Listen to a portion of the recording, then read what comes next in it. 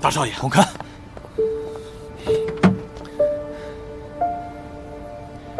你怎么说走就走了？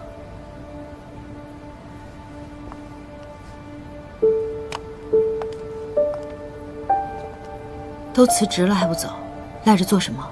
我白天就想问你，你好端端辞职干嘛？我白天不是已经跟你说了吗？工作任务已经完成了，又惦记父母，怎么就不能辞职了呢？荣太太也没说什么呀。是他让你走，我没让你走。可当初聘我的人是他，不是你。那我现在就聘你。嘉盛，你不觉得这样说话太过孩子气吗？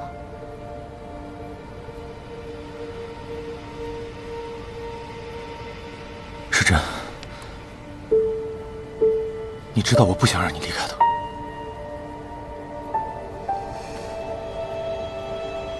嘉盛，你不能全凭着自己的喜好做事情，我还有我的路要走，怎么可能一味的配合你呢？你要走是因为我。世珍，你回答我，是因为我吗？这个问题还有问的必要吗？嘉盛，很明显我们之间看不到任何结果，与其这样，还不如早点断干净，各寻生路，这样大家彼此还能留下一个好的印象，回忆起来还能笑一笑。一定要拖到彼此憎恨埋怨才有意思吗？我会和杜兰心退婚的，我会和她退婚。我荣家上要娶的女人，一定是我最深爱的女人。世珍，我这一辈子只想和你在一起。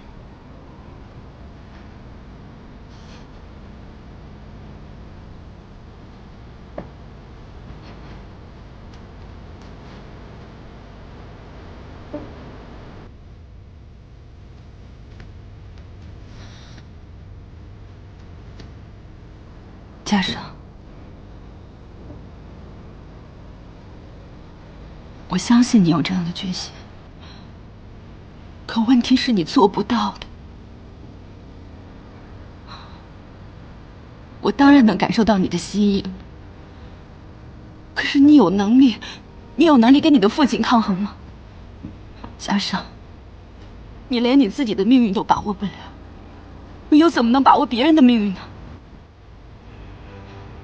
你是荣家的大少爷，可也只不过是个大少爷罢了。你又能为我们之间的事情做什么呢？我知道我还年轻，根基也浅薄，但是我一旦说了，就一定能做到。世珍，你给我一次机会，相信我好吗？别说了，已经晚了。我们之间注定没有未来的。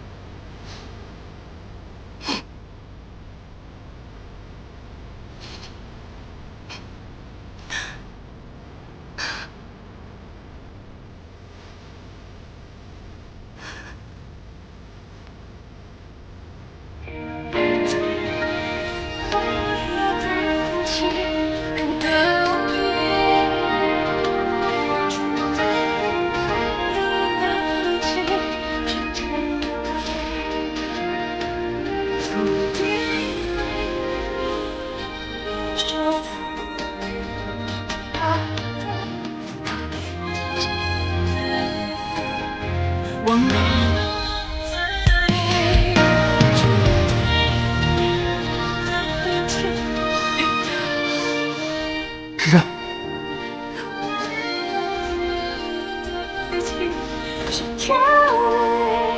世珍，世珍。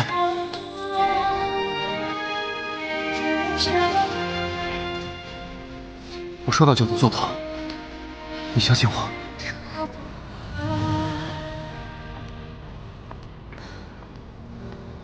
那你打算怎么办？现在无论是在家里还是公司里，都是令尊说了算。你这个大少爷，也并没有什么实权啊。你敢直接跟令尊说你想娶我吗？你给我一点时间，我现在做不到，不等于我将来做不到。多长时间？你就只当我是一个冷酷自私的女人好了。我是不会像戏文里那些女人一样，花一辈子的时间去等一个男人。我不会浪费你时间的，我不会让你等太久。不，贾少，你没明白我的意思。我不会等你，我会按部就班过我的生活。你想和我在一起，那你自己去想办法好了。无论你怎么看这个事情，我承诺了，我一定会遵守。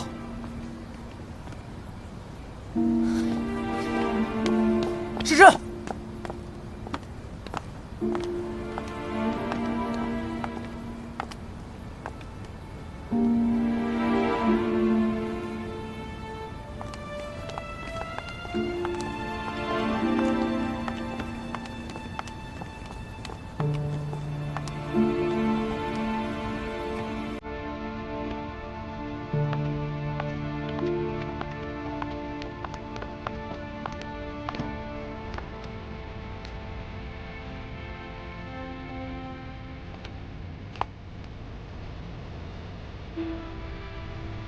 你多保重。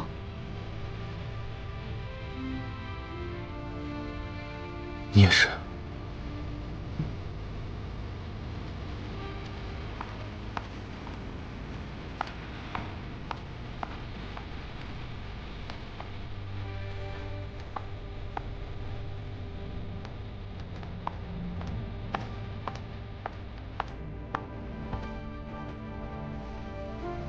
你会是我的。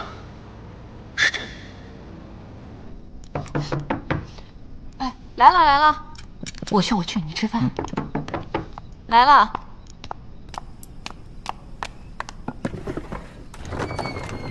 世珍，妈，你怎么突然回来了？我辞职了。辞职了？那快屋里待着，你别管了。哎，世轩，妹妹回来了。哥，怎么了？怎么又辞职了？今天荣家小姐们都考完试了，我想着也没我什么事，我就提前辞职了。好。吃饭了吗？还真没吃饭。快坐，正好我煲了鸡汤，给你盛一碗去啊。好，快坐。坐吧。其实啊，辞职了也好，这2天啊，医院刚好招工，回头我给你打听打听。哥，其实不着急，趁着休息，我正好可以在家陪陪爹妈。对。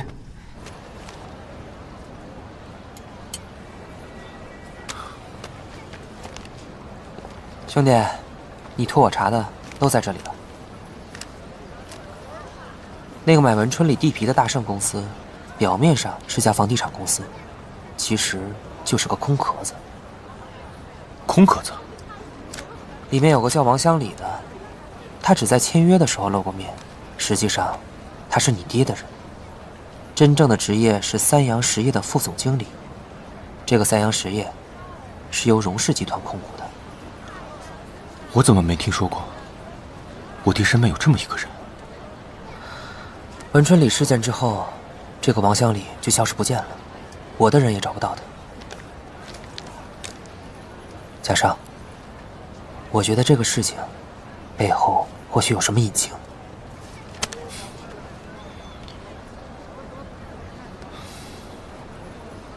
已经查得很清楚了，还能有什么隐情？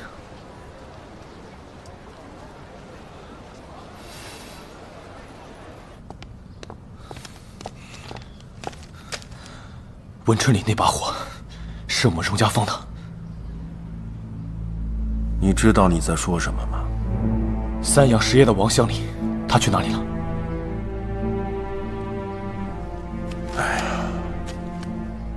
你都查到他身上了。加上那块地对我对荣家都非常重要。所以爹，你是承认了，为了一笔生意，置几百条人命于不顾，为了荣家的利益，牺牲这么多人的幸福，你怎么做得出来啊？要不是我这么多年的辛苦支持、运筹帷幄，荣家能有今天的风光？你们兄妹几个的吃穿用度，哪一样不是我拼了命赚来的？行走江湖，务必要千万小心，切不可行差踏错。要不是文春里那帮人贪得无厌，一再不肯搬走，我犯得着出此下策？即便如此，那也是活生生的人命啊！我一直以为文春里的大火是意外，没想到真的是你做的。是我做的又怎么样？你还要把你爹送到牢里去？你一直让我继承家业，就是让我变成你这样的奸商吗？放肆！你看看那几大家族，哪家身上是干干净净的？即便不干净，那也不能双手沾满鲜血吧？要是真这样，我还不如上战场，最起码我还问心无愧呢。要是嘉欣还活着，我才不管你是开飞机还是扛大炮，你愿意干什么干什么去。但是现在家里就剩下你一个了，而且你是长子，你有责任也有义务担起这份家业，这样才对得起嘉欣那份牺牲。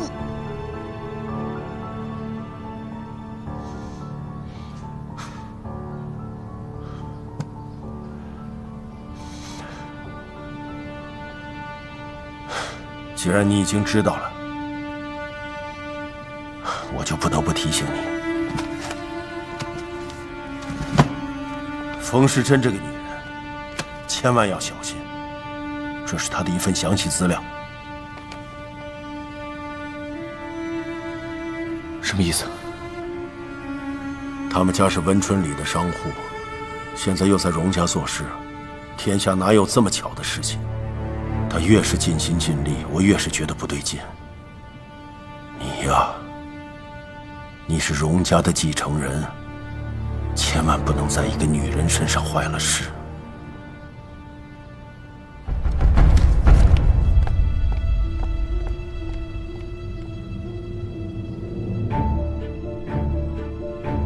他们家是温春里的商户，现在又在荣家做事，天下哪有这么巧的事情？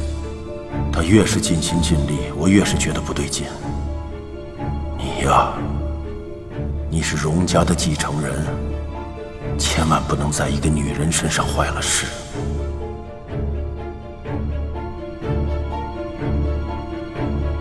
时珍，你是抱着怎样的心走进荣家的？你知道幕后的真相吗？还是因为如此，你才毅然地把我推开？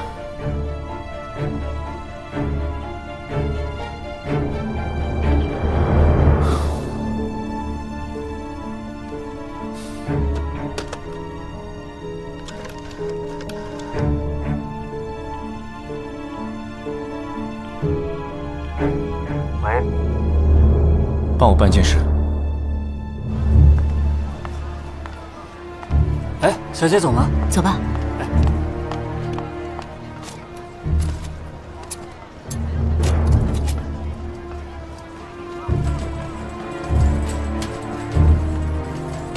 跟上他，哎，你坐好啊，哎，快，来。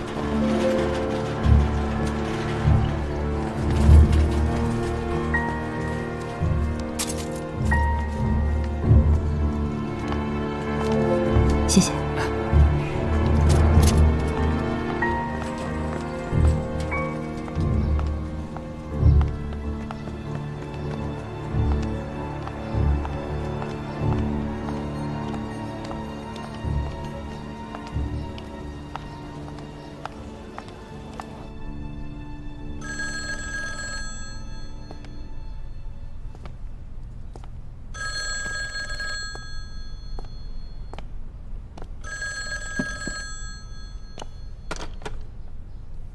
喂，我说荣大少爷，我要是不同你打电话，你是永远都想不起来找我是吗？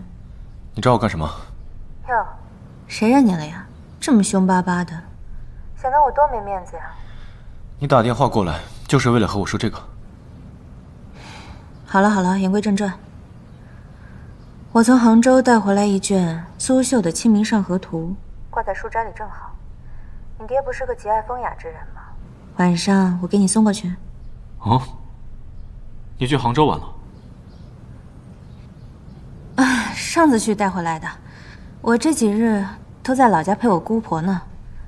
哎呀，整天听老人家讲古，烦都烦死了。哎，对了，我听说你们家那位冯先生被辞退了。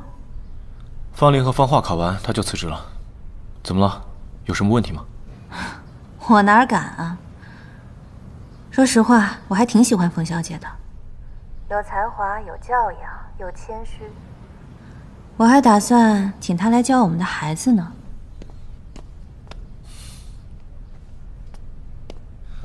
对了，杨秀成回来了。你猜他是回来辞职，还是继续工作下去啊？最近我爹在撮合他和赵叔的女儿。那个女孩听说也是在金陵女子大学念书的。他就算是把全中国的女大学生都娶回家，也不关我的事。我要去做头发，不跟你啰嗦了。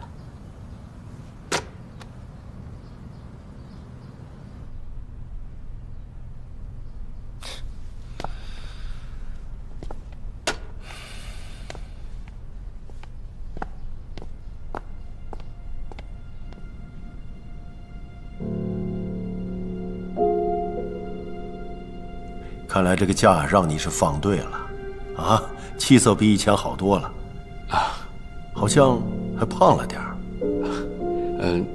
多谢姨父体谅我。我在杭州这些日子，想了很多事，也越发能够体会到姨父对我的一番苦心。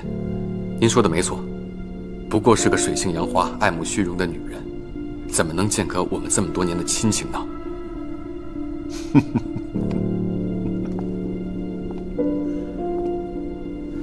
表姨父，我还想继续跟着您做事，也希望您能继续教导我。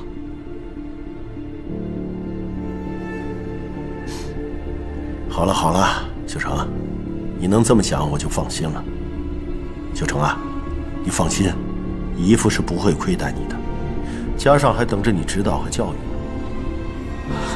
荣家是不会亏待功臣的。坐吧，坐吧。啊。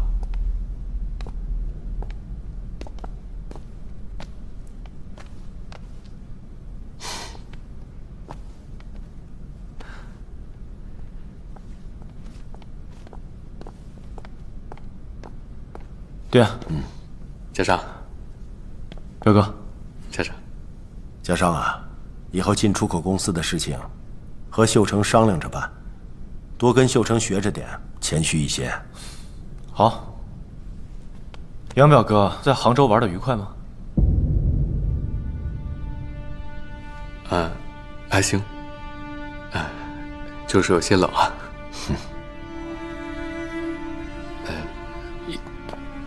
姨父，假期落下了很多工作，我先去做事了。好。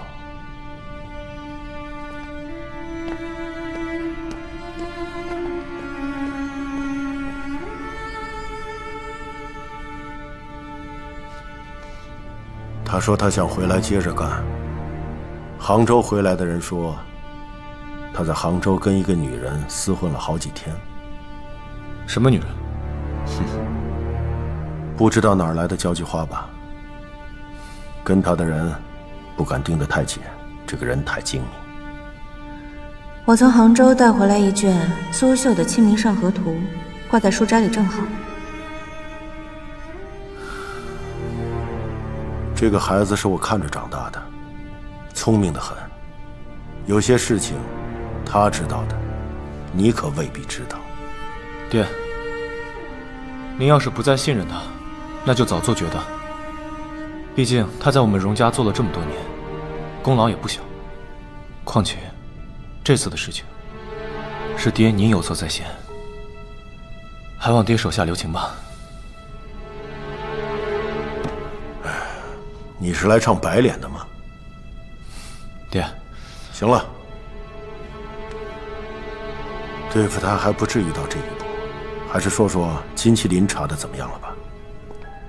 已经有些眉目了。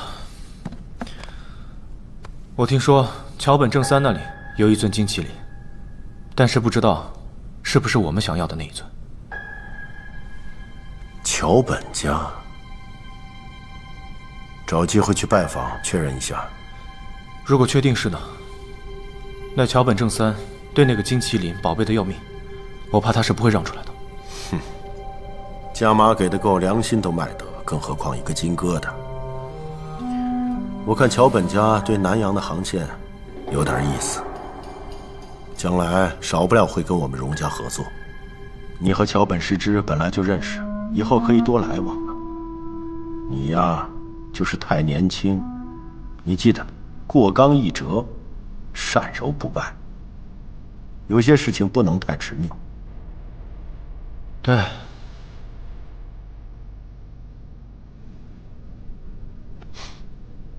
我听说你最近在公司表现得不错呀，那几个乡里三番五次的跟我这儿夸奖，说你虽然年纪小，但是办事成熟稳重，还谦虚。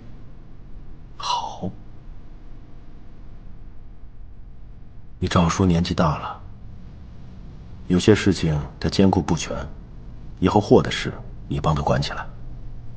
南方的几条线路他把持了很多年，是该荣家收回来的时候了。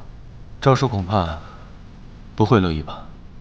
所以才要看你如何转还。哦，轻而易举的就从元老手里夺回钱权，那我培养你干什么？爹说的是。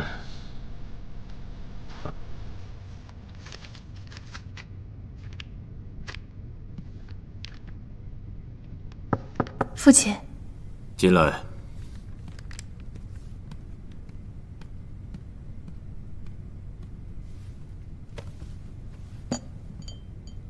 这是女儿今日新做的茶点，父亲尝尝。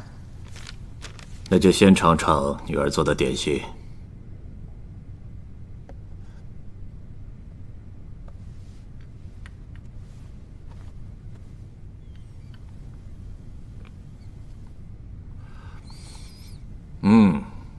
口感不错，你有心了。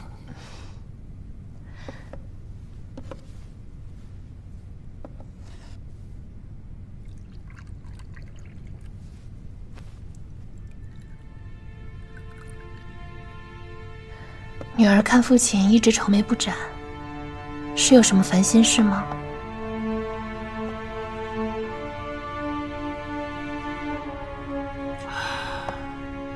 我们刚刚到上海，急需结交一些当地的名流，站稳脚跟。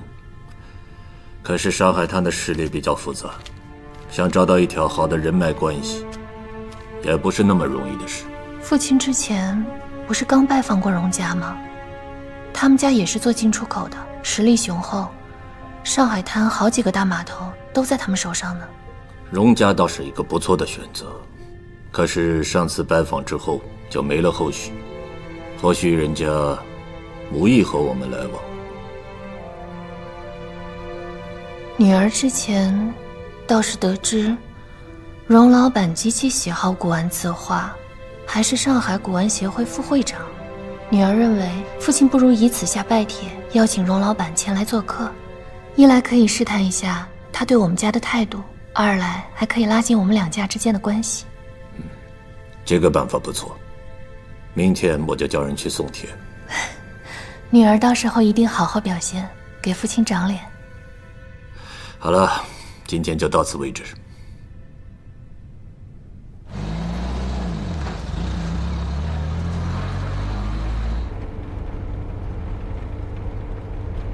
送我去理查饭店吧。一起来吗？我朋友在那边有牌局，我知道你桥牌打得好，就是深藏不露。不了，我回去还有事。去找你那位冯小姐啊，她离开了荣家，你们的来往反而更方便了呢。这和你没关系。你是我未婚夫，你在外面有了别的女人，怎么就跟我没关系啊？哎，怎么样？你们俩进展到哪一步了？杨秀成在杭州没喂饱你啊？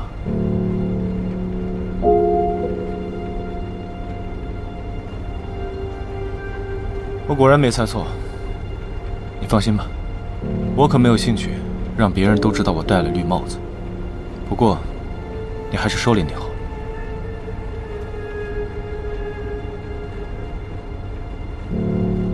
你这是在替我担心吗？我会退婚，不过在此之前，请你给我留几分面子，多兰心。退婚？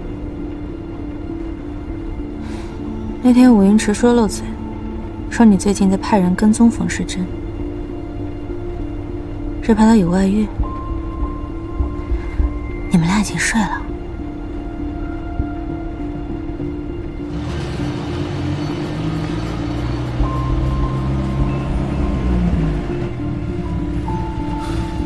不对，没睡成，就是因为没到手，所以才这么小心翼翼，患得患失。你说完了没有？你可以下车了。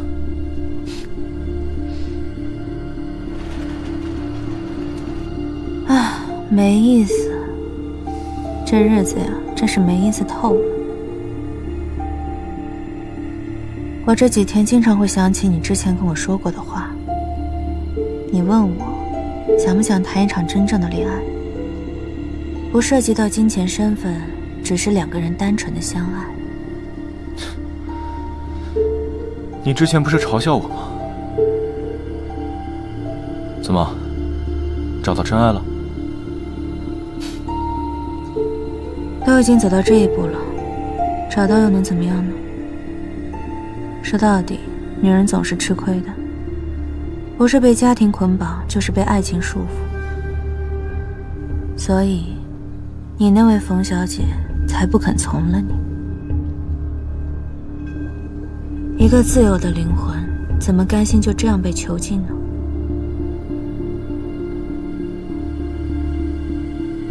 嘉莎，你就当做件好事，放冯小姐走吧。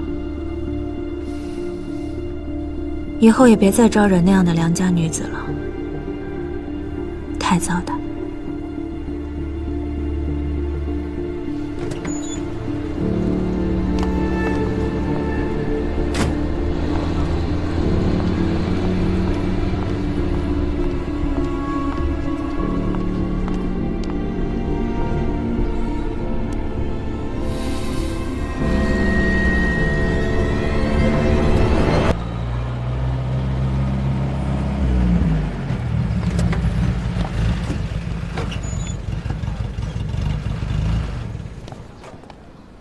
荣老板，荣公子，欢迎莅临海城。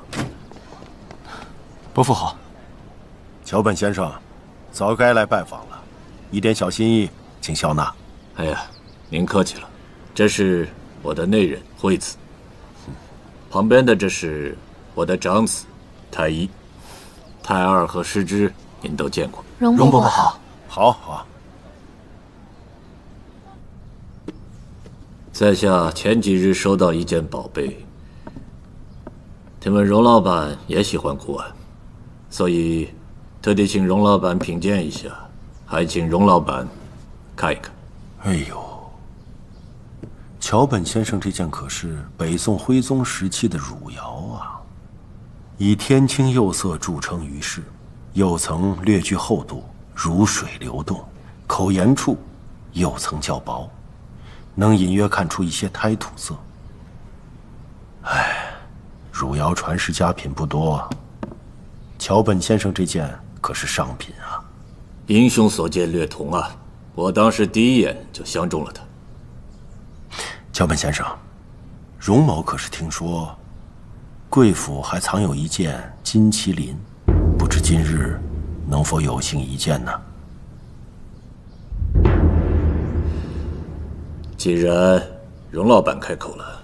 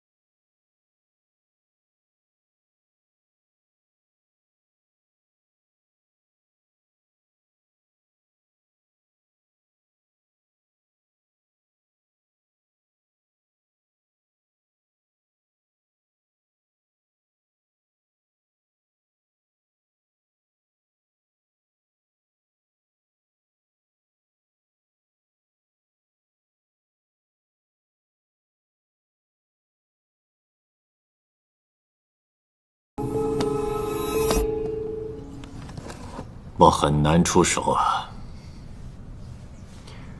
莫非这件金麒麟对桥本先生有什么特殊的意义吗？你们中国有句话，叫“儿女都是债”。实不相瞒，别人长子从小就体弱多病，医生说他活不到15岁。可自打我有了这枚金麒麟后，他好几次病重垂危，都转危为安，一直到现在。后来得到一位高人指点，说这枚金麒麟乃祥瑞之物，可以保儿女平安的。你我都是做父亲的，都有舐犊之心。世上的宝贝再多，都比不上自己的儿女宝贵。荣老板，就请你体谅一下我这个做父亲的心。桥本先生所言，荣某甚是理解。我们现在如此拼命，还不就是为了给儿女挣下一份好家业，让他们将来过得平平安安罢了。多谢荣老板体谅。君子不夺人所爱，更何况是有如此特殊意义的宝贝。你我兴趣相同，琳琅和小女很早就在重庆结识，如今又在上海重逢，你我两家真的是有缘分啊。若是在生意上也有来往，那就更完美了。好主意，嘉上，给桥本先生介绍一下我们荣氏商行的业务，看看在哪些方面可以合作。是。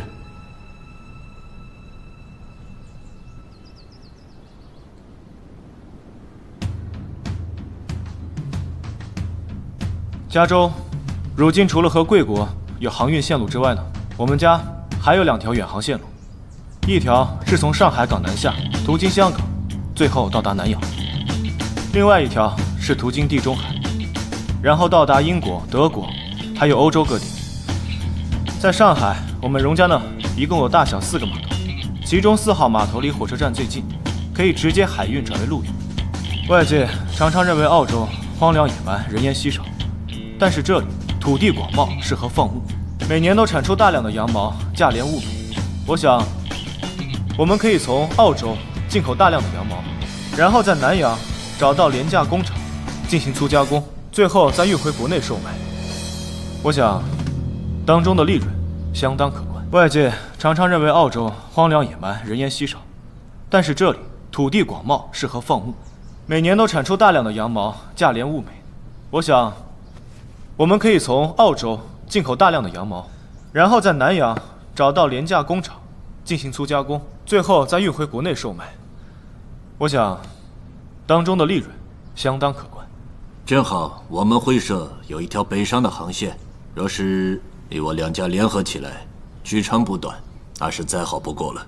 好啊，桥本家想要发展南洋的航线，我们荣家呢想开展北上的航线。你我两家在做生意上也是不谋而合呀。啊，都说无父无犬子，荣老板有令郎这样的接班人，恐怕可以早早退休，回家享福就是。用中国人的方式，合作愉快。嘉上，我们也好久没见了。我记得在重庆那会儿，你脾气可暴躁了，今天居然哄得我爹一愣一愣的。回上海见识多了，自然脾气也收敛多了。我姐可是一直念着你呢，要不你俩趁着这个机会再续前缘？我跟诗织都已经是过去的事了。哎呀，凡事皆有可能嘛。你看，我姐可是在那个地方等你老半天了。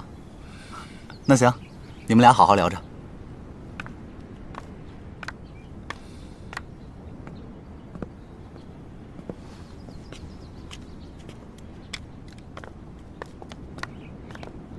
阿尚，刚刚你见过那个金麒麟了？是你们家要找的那个吗？那个金麒麟，你爹十分的看重，我提出重金收购，被他一口回绝了。那是当然，父亲一直觉得那个金麒麟是能给大哥续命的，只要大哥还活着一天，他自然不会把那金麒麟让出来。你们家真的那么想要吗？算了，毕竟君子不夺人所好。阿尚，我答应过你，会帮你的。帮我？你爹这么看重这个金麒麟？你打算怎么帮我？我们之前毕竟有过一段感情，而且我现在又是桥本家的小姐，只要你愿意和杜小姐解除婚约，我一定会说服父亲，让我带着金麒麟嫁到你们家来。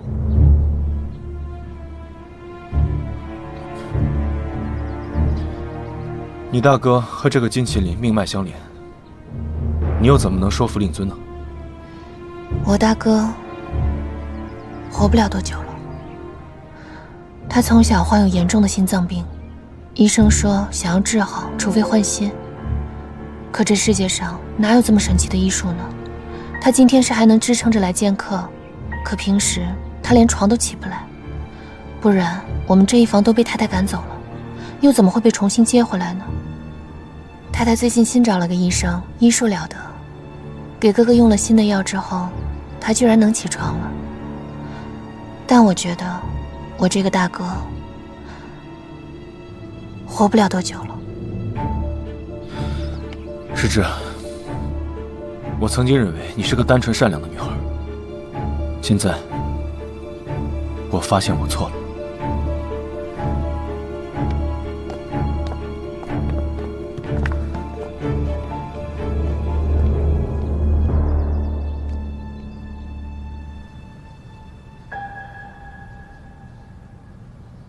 你的意思是说，等桥本家大少爷死？据桥本世之所说，桥本大少活不了多久了。等他死了之后，桥本正三也没有必要再留着金麒麟。到时候我们再重金收购，想必他也不会拒绝。不如我们再等等吧。别听桥本说他活不过15岁，结果活到了今天。现在说活不过7年，没准儿苟延残喘还能再活10年。等人死就像等天下雨，雨要是一等就来，何必挖井啊？您的意思是要自己出手？这金麒麟孟徐安催得很急吗？他可是限定了时间。既然买不到，等不到，那就只有去偷，去抢。桥本对金麒麟保护备至，您也看到了。现在金麒麟不光藏得隐秘，还有私人警卫。我们要怎么偷怎么抢？只要知道他在桥本家，就一定有办法。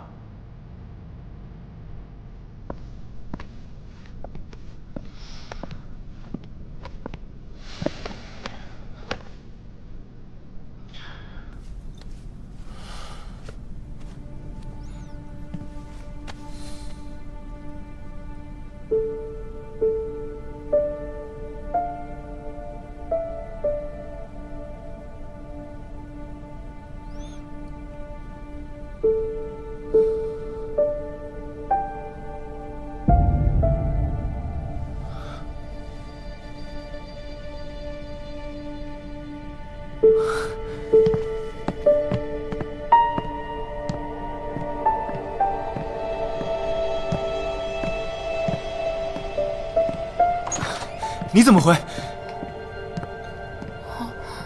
大少爷，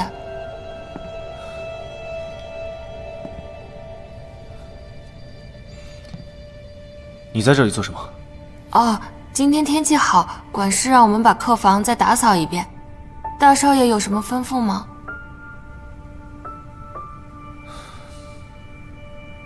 没事。哦。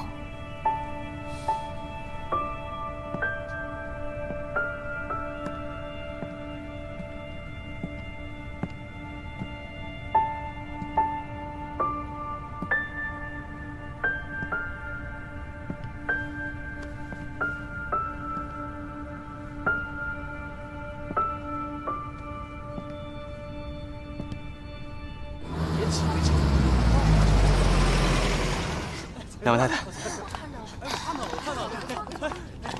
姐，妈妈，哎呦，这么多人呢！好多人呢！来，不好意思，让一下，让一下，来慢点休息。是的，好。你怎么样？考上哪了我了吗？我帮你慢点。我好像没上过。妈妈，我考上了！啊，在哪里？在哪里？哎呦，女儿，好棒啊！哎呦，我这个闲着的心总算放下来了。哎呀，芳华，你呢？妈妈，我看看。芳华，你在这儿呢！姐姐，我考上了，我考上了，太棒了！真好，妈妈真替你高兴。姐，我们快回家，把这个好消息告诉冯先生吧。哎，赶紧通知老爷回来，天大的喜事，给孩子们庆祝庆祝。走吧，走。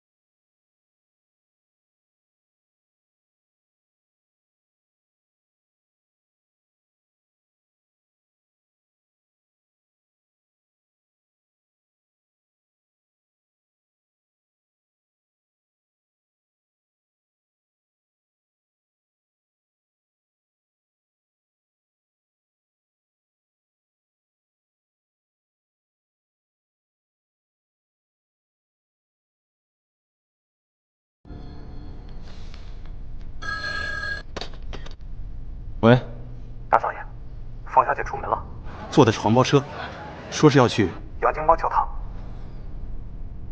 知道了。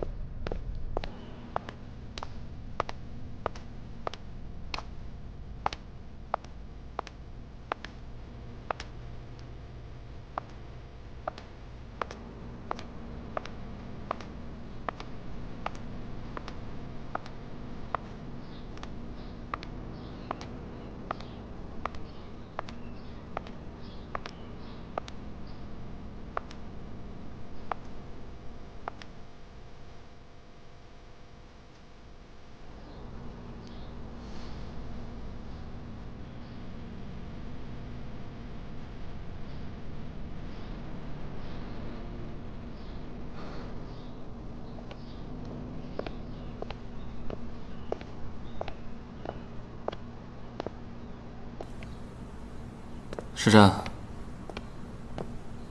大哥，怎么把我叫这儿来了？有什么不能回家聊的？大哥，对不起啊。你介绍我去医院的工作，我想了想，还是算了吧。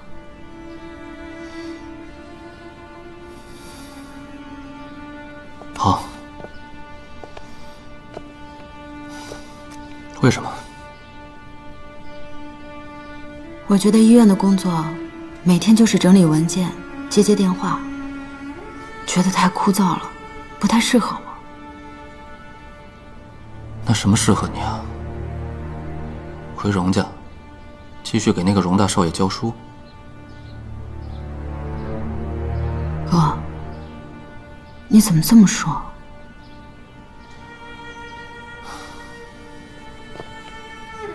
你以为你闭口不言，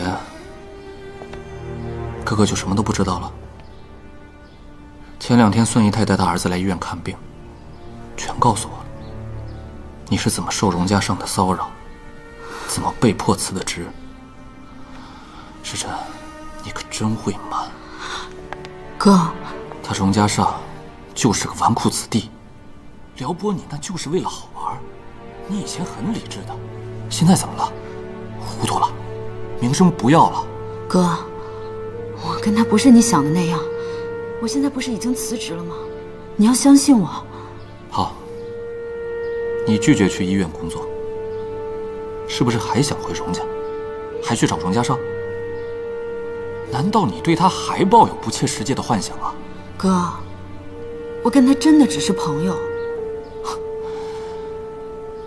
他是个富家公子哥儿，你只是一个寒门的教书女，你们做哪门子的朋友？还有这个荣家，真是欺人太甚，占了便宜就随便找个借口搪塞过去。我一定要找荣家上谈一谈，他到底把我妹妹当成什么了？哥，你别这样，你听我说。我是你哥，你应该听我说。哥，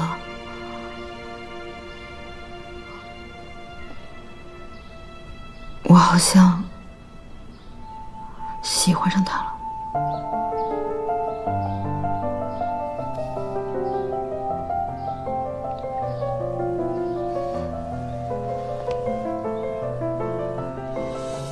你说什么？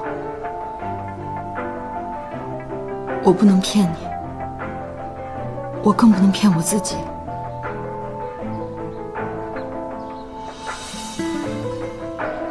但是我确实喜欢上他了，我也试着抵抗，可是我发现我做不到。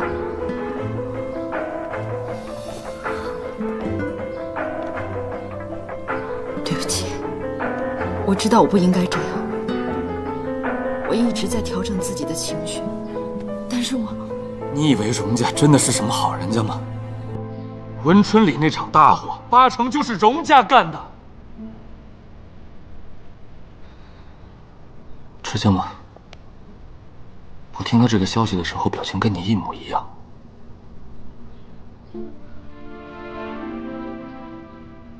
他果然不知道，那他就没有动机了。可是他现在什么都知道了。你是怎么知道的？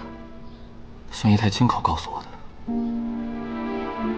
你可以不信，但我信。文春里现在修房子的就是他荣家，你难道看不出这其中的联系？你好好想一想啊，时辰。我不敢想太多。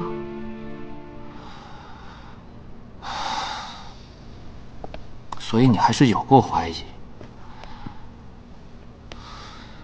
更何况，他荣家上已经订婚了，你还要怎么样？去给他做妾？哥，我没想那么多。时辰，你是中了什么邪了呀？荣家上到底哪里好，值得你付出这般？还有那个荣家，明明知道你是文春里出身，还雇佣你当家庭教师。那个荣定坤老奸巨猾，你不是他的对手。出于对你的安全考虑，你必须断绝一切与荣家、与荣家上的来往。好，我知道。我先回医院了，你自己再好好想想吧。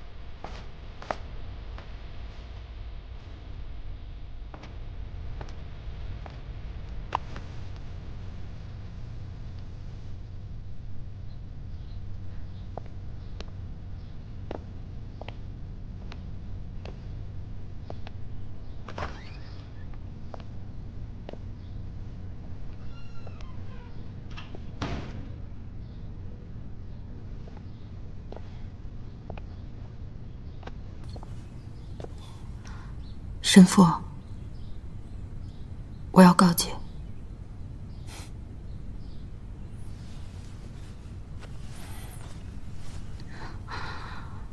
愿主保佑你。我不知道是您亲自过来了。许久没有见我们小时针了，有些想你。他们都走了，想说什么话，放心说吧。七爷客气。有件事情，我觉得有必要让您知道，就是那个关于金麒麟的事情。那个荣定坤，真是够贼的，还知道磨掉根须。不过这样一来，就卖不出价钱了。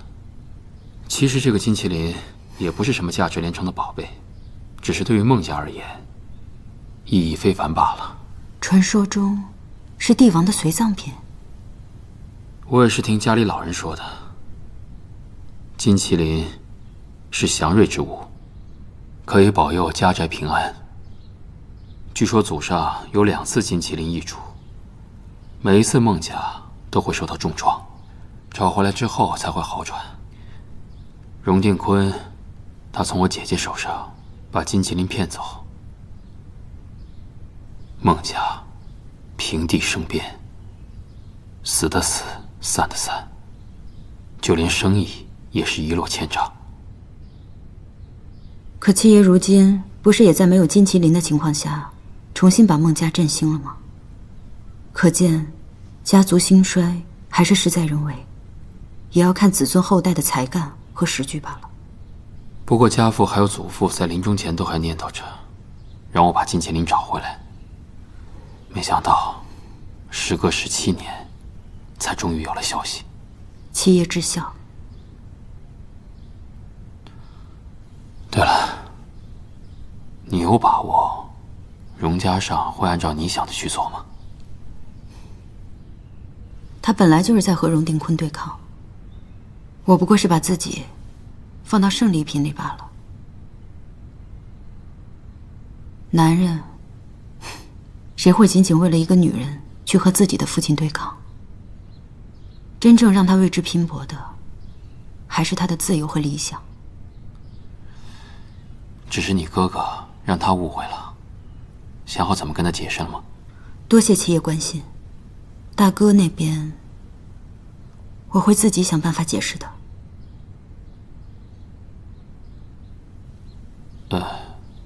你真的那么喜欢他？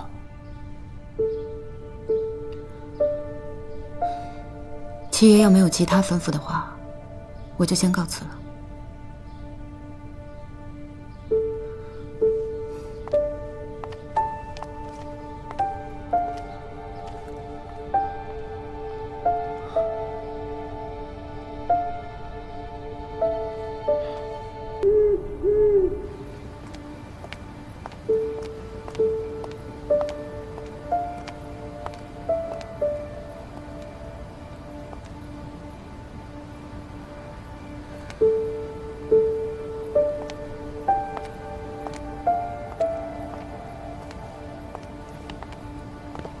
时珍，时珍，请让开。我很想你。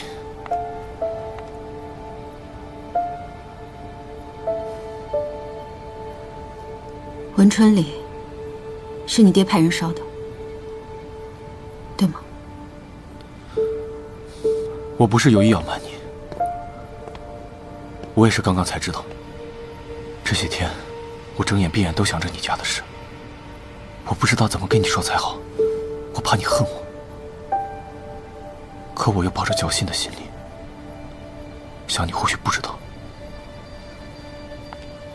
世上没有不透风的墙，如果我一直不知道，你打算瞒我一辈子吗？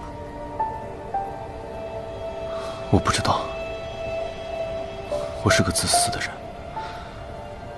本来想得到你就已经够难了，我不想给自己找任何麻烦。那你有没有想过后果？如果我真的和你在一起了，然后才知道这件事情，我该怎么做？想过，可似乎无论知道或者不知道，我们都不能在一起。瞒着你，至少你不会恨我。你就打算这样一直维护你爹下去？不，他作恶多端，会得到应有的报应。我享受了他作恶得到的好处，我也会承受连带的惩罚。老天爷是公平的，我从未想过替他辩护什么。我只是怕他影响到我和你。可现在看来，说什么都晚了。你恨我是应该的。我不恨你，我只是没有办法了。你见过我爹，你也见过文春里的断壁残垣。我爹是万幸还活着，可是有多少街坊邻里因为这场大火家破人亡？这件事情横在你我之间，如鲠在喉。你说我们怎么可能在一起？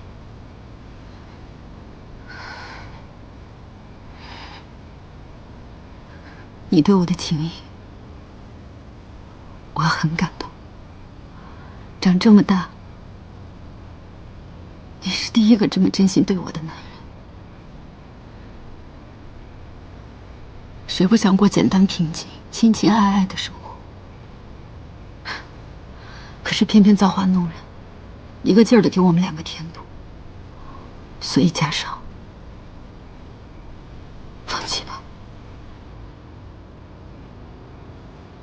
放着康庄大道不走，何必非要光脚走荆棘路？可这事不是说停止就能停止的。我不甘心，我喜欢你，就像发了疯一样，就像被你下了咒一样，我不想就这样放弃。那你想要怎么办呢？我们试一试，看看能不能找到法子化解仇恨。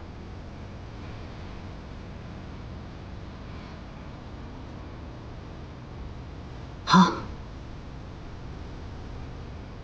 那你让你爹登报道歉，承认他自己做过的事情，去警局自首，赔偿受害者。如果他能做到，那我对你们荣家的仇恨就一笔勾销，我们俩可以重新开始。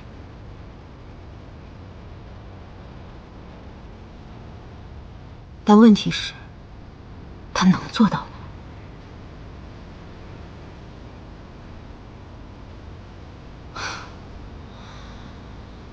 就像你那天跟我说你要退婚一样，你的想法是美好的，但是你没有能力去做到，因为你只是荣家的大少爷，而你的利益和荣家是一体的，还不至于为了爱情去自残。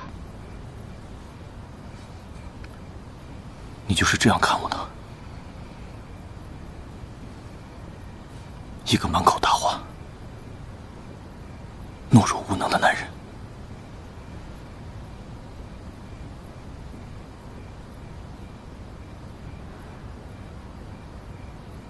你只是还年轻稚嫩罢了，有些话说早了10年而已。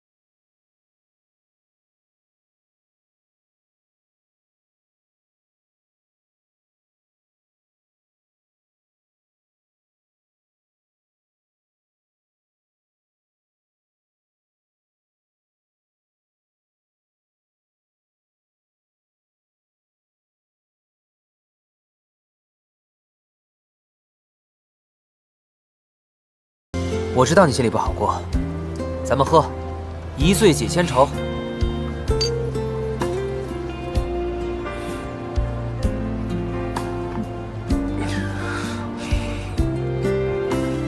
但是我太年轻幼稚，还是我能力不够。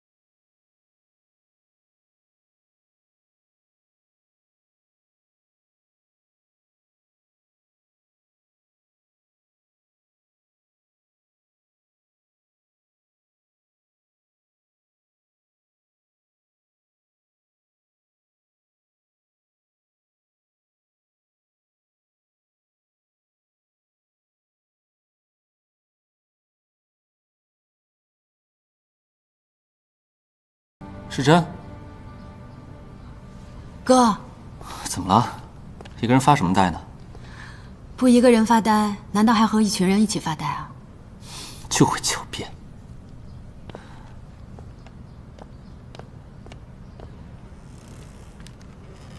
怎么了？世珍，今天的报纸你看了吗？没有啊。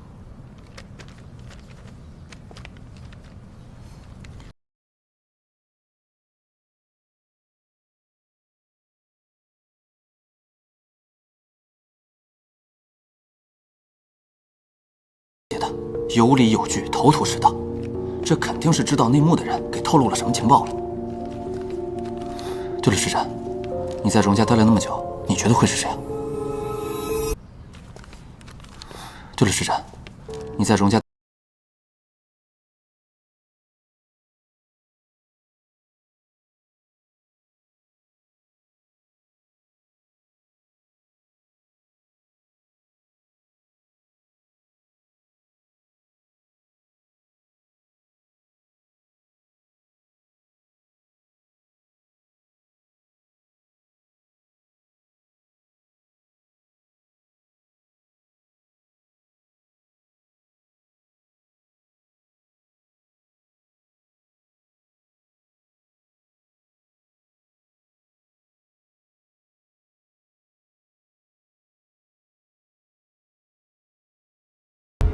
会是他吗？怎么了，世珍？是想到什么了吗？我现在也不知道情况。哥，你放心，文春里受害的不止咱们一家人，这事不也是第一天吗？局势谁也看不清，不如我们耐心等几天，看看后续的情况再说。好，我觉得这个事也瞒不住了，不然你跟爹妈先说一声，让他们也好有个心理准备。行，我知道了。哥，我有个事，先出去一趟。好，去吧。你们吃饭不用等我了。好，注意安全啊。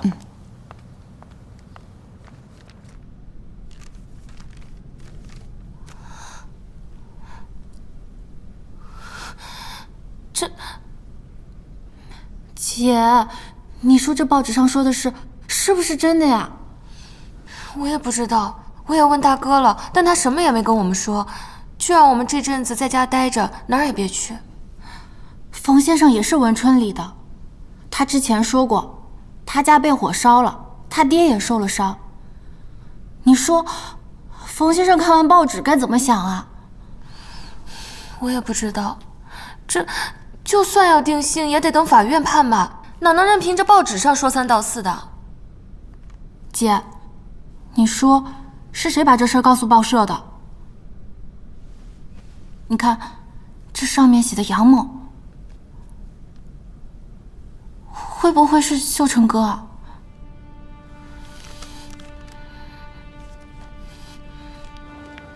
居然是他们家人干的！这件事居然是他们家人干的！世珍在他们家工作了这么久，这件事如果让街坊邻居们知道了，那怎么得了啊？妈，这件事不知道会弄成什么样子。好在世珍已经从荣家辞职了。我最担心的是外面的那些胡乱传言。爹妈，我呀跟张家的老二还有联系，我准备这2天去跟他们碰个头，商议一下该怎么解决这件事。街坊邻居们的公道，我一定要给他们讨回来。世勋呐，你听妈话，如果这个邻居们去闹事，你千万别凑过去，你听见没有？妈，我们这个家刚刚稳定下来，可不行，你可别再折腾了。荣定坤他有权有势，万一为了这件事情，你再把工作丢了，那可怎么得了啊？还有你妹妹，她在荣家工作了这么久，女孩子的名声是很重要的。如果这件事情牵连到她，这不是害了她吗？您妈妈说的对，现在这一切还只是传闻，没有任何真凭实据。况且荣定坤又没有承认，一切都不好说。你去看看那些老街坊们是什么态度。但要荣定坤认，他怎么可能会认呢？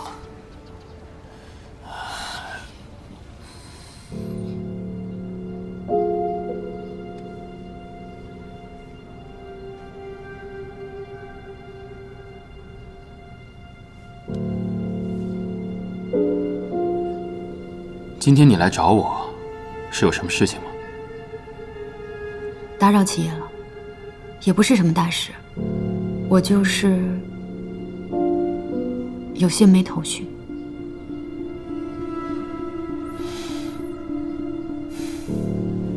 如果你要问的是这件事的话，我可以告诉你，不是我做的。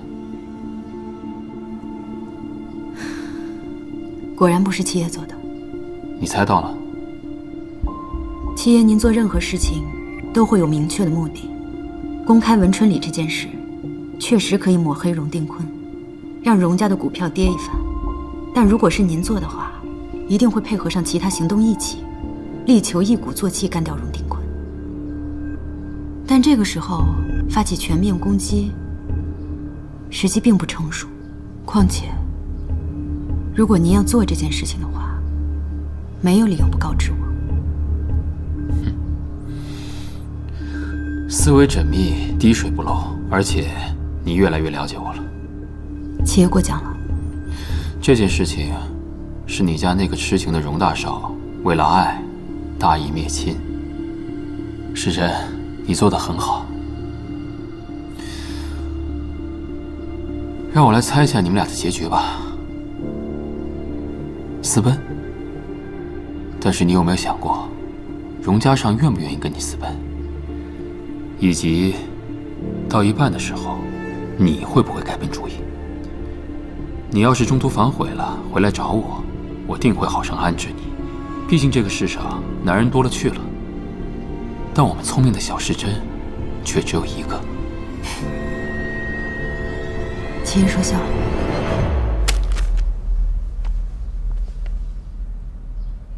表姨夫，这事不是我做的，我绝无可能背叛您。纵使我要毁掉您的清名，与我杨秀成有什么好处？现在整个上海滩的人都知道我是您的走狗，我要到处替您杀人放火。我今日还接到族里长辈的电话，那边不分青红皂白，把我骂得狗血喷头，说要把我逐出族里。我的家人还在靠族里人照顾。就算我要背叛您，我不至于弃我的家人于不顾吧？我要是不好过，你会更不好过。义父，我一定会彻查此事，一定把这个人给找出来。那你说说看，这件事会是谁干的呀？我怀疑是刚刚辞职的冯先生。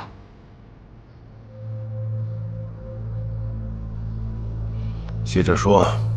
天底下没有那么巧的事情，他们家被我们放火烧了，他就来荣家做家庭教师。他来我们荣家这几个月来，大事小事不断，从来没有消停过。虽说都牵扯不到他身上，但是他在荣家来去自如，跟下人又混得熟，谁知道他暗地里打探了多少秘密？最巧的是，他这前脚刚刚辞职，后脚丑闻就爆出来了。说来说去，都是女人的错呗。杨表哥，你也是接受过新思潮的大学生，怎么还是继承了把黑锅随便推给女人的好习惯呢？家长，我知道你喜欢他，但不能因为这个你就如此武断，一味地替他辩驳。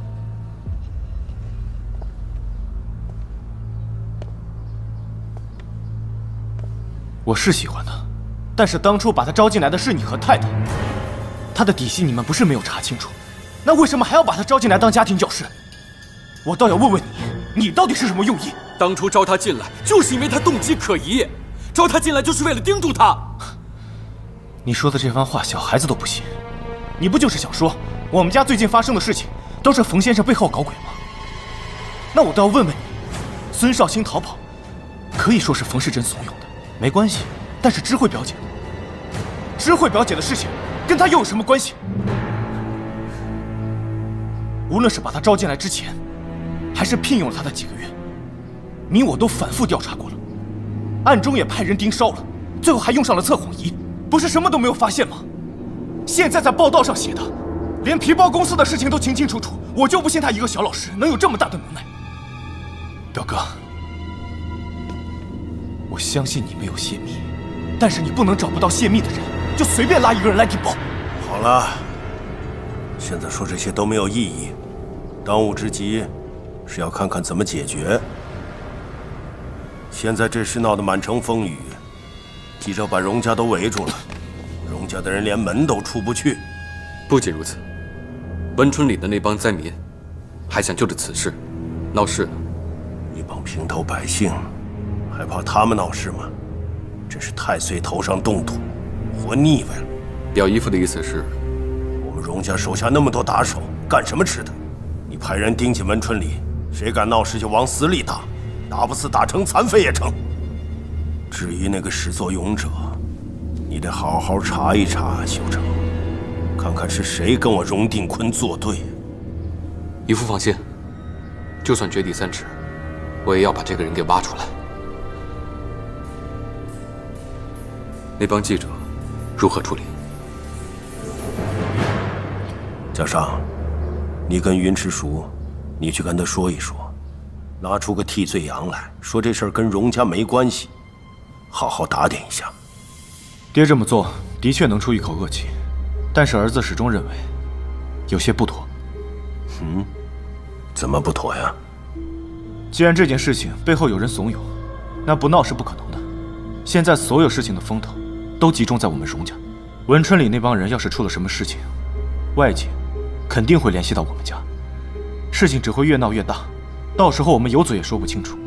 更何况现在背后的人还没查出来，我们在明，对方在暗，这件事情越拖只会闹得越大，对我们荣家越是不利。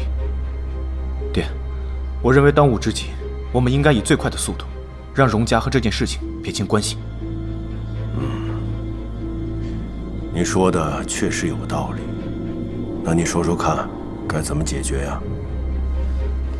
爹，您若是放心的话，这件事情交给我来办，我保证在3天之内把这件事情平息下去。只不过需要花点钱吧。钱不是问题。好，这件事情就交给你去处理。你们去吧，我累了。是。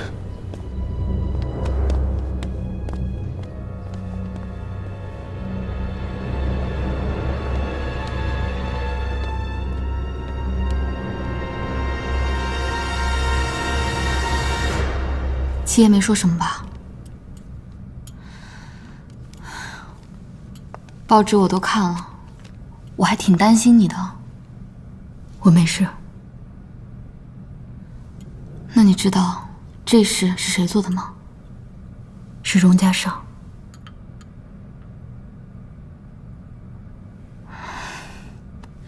世珍，你努力了这么久，不就是为了这个吗？那你觉得他会为了你逼他爹认罪吗？我不知道。世珍，你对他终究还是有期待的。宝莉，我最近越来越分不清楚，我对他到底是真还是假。我看，你可能是真的爱上他了。荣家尚是一个热爱蓝天、憧憬飞翔的人。如果我真的爱上他了，我就眼睁睁地看着他一步步走向深渊，不但不去制止，甚至我还……哎呀，好了好了，不想了不想了。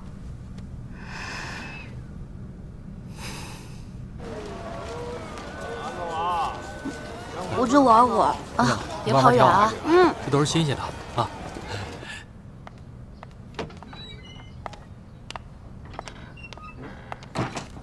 哥，今天没上班啊？啊，我今天轮休。对了，世珍，一会儿啊，你跟我去个集会。什么集会？还没来，干啥呀？记住了吗？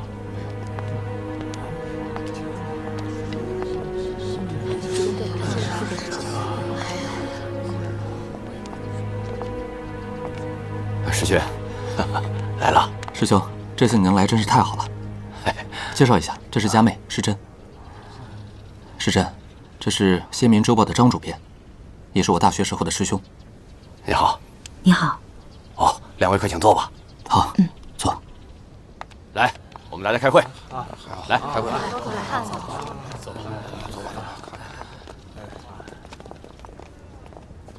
各位，冯医生之前后救文春里的事，已经谈了好几次了。虽然不知道是荣定坤的哪个仇家，但是也算是帮了我们一个大忙。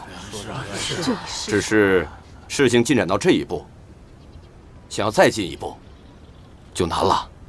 是啊，终究是证据不充足，而荣定坤的势力实在是太强大了。政府现在忙着打仗，法纪败坏，谁又有功夫来主持这个公道呢？那你今天叫我们来这儿做什么？告又告不了他，只能在报纸上骂他几句。他荣定坤还怕被骂吗？对不对？是啊。到最后他继续做他的大老板，赚他的黑心钱，咱们不还是拖个残腿回去喝西北风吗？大家说是不是？就是啊。我们怎么办呢？而且惹怒了荣定坤，怕会引来更大的祸害呀。这告密的不是我们，荣家要是怀疑我们，反过来报复我们怎么办？那我们这不是以卵击石吗？这咱可得罪不起。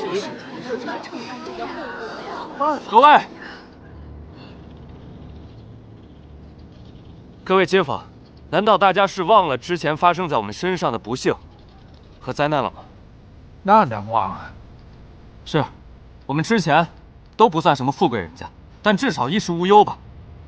可就是因为那一场突如其来的大火，我们的一切全变了。李大哥，您的双眼被烟熏瞎了，自此再也无法救赎。王嫂子，您的儿子女儿可是双双葬身于大火之中啊！还有黄大哥，您的腿被横梁砸断了，自此工作丢了，就连嫂子也离你而去了。我说这些事情，不是想揭开旧伤疤，惹大家不开心，而是我们本可以非常美好的生活下去，就因为一场大火，把我们的一切都变了，都毁了。各位难道不气愤吗？不怨恨吗？还是说，我们就选择遗忘，得过且过，继续我们新的生活了？当然不能就这么放过他。我孤家寡人一个，就算拼了这条命，去找荣定坤报仇，也就死我一个人。可在场的街坊邻居，你们都上有老，下有小。冯兄弟，你有高堂，还有妹妹，我想，你也不敢跟荣定坤硬拼吧？大家说是不是？是啊，都相互理解吧。是啊，不是不恨，可总得有个法子啊。这大家，老的老，残的残，要真是光棍啊，舍得一身剐，敢把皇帝拉下马，跟那荣定坤拼了。是。可是现在拼了，偏偏大伙家里有老有小，所以啊，冯医生才叫我过来。既然我们通过法律手段没有办法实现正义，那么我们就借用舆论之手，让荣定坤屈服。舆论管用吗？就是管用吗？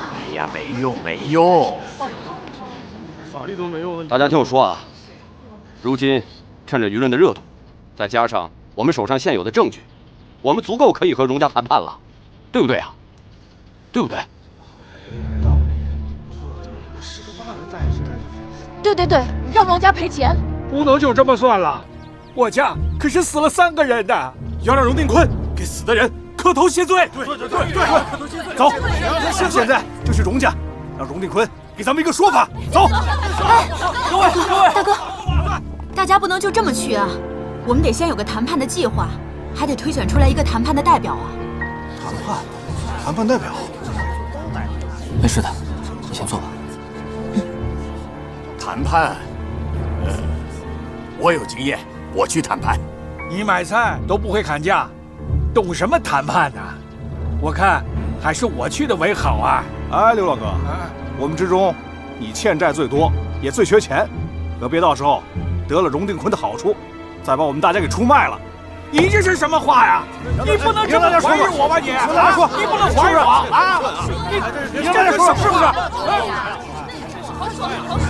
那是您笑话了，这些街坊以前不是这样的。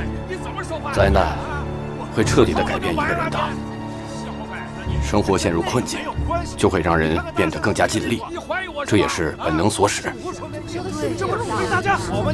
好了，你们都是粗人。冯先生是刘过阳回来的，我看还是让他去做代表吧。刘洋回来怎么了？刘洋就比我们高一等吗？况且他妹妹还不是给荣家当家庭教师呢吗？你怎么知道他们2家不会通气了呢？啊？是啊，冯小姐好像和荣家大少爷不清白呢，别到时候贪了我们赔偿银子，给他做了嫁妆。姨，您这话可就不对了，我家妹子和荣家可没有半点关系了。你说没有就没有，你家妹子在荣家做家庭教师总是事实吧？现在不认了，真假全凭你们一张嘴啊！说的什么话呀？冯医生难道不是我们一条船上的人吗？人家好心的张罗，你们这些人各自有私心，内斗不断，还把人家好心拉下水了。往日做街坊邻居的时候，一个个人模人样的，现在一把火把你们烧出原形了啊！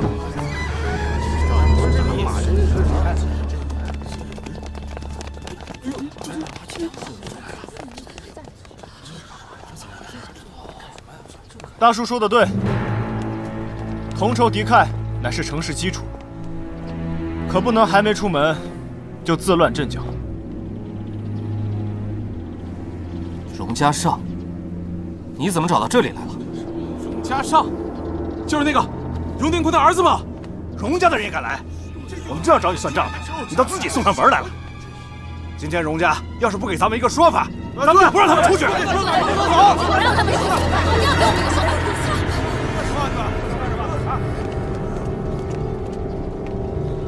我们是来商谈的，别吓到他。最近一直有传言，说当初文春里的大火是我爹派人做下的，为的就是收下那块地。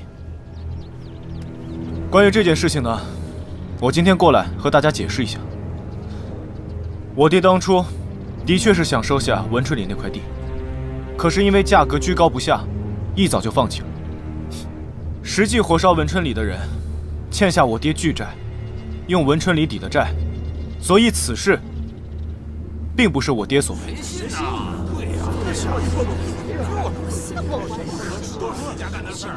当然了，家父经商多年，若是说没有怀疑过这块地，那也是骗人的。是家父贪利，没有深究，便收下了文春里，所以才吃下了这个口舌官司。我想，他从中也得到了教训。我今日听闻，诸位街坊在此聚会，荣某不请自来，便是想把此事解释清楚。另外，也和大家谈谈赔偿事宜。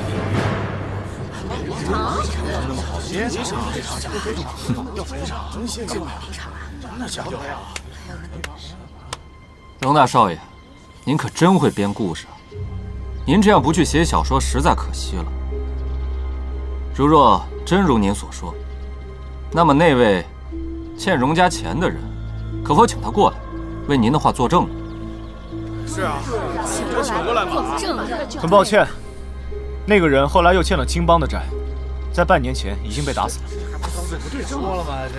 相关的文件、资料、罪证，我都已经提交了警察局。诸位街坊若是不信，可以亲自去警察局里查问。那你的意思就是死无对证？若真要这么说，也的确如此。那我们要怎么相信你们家是无辜的？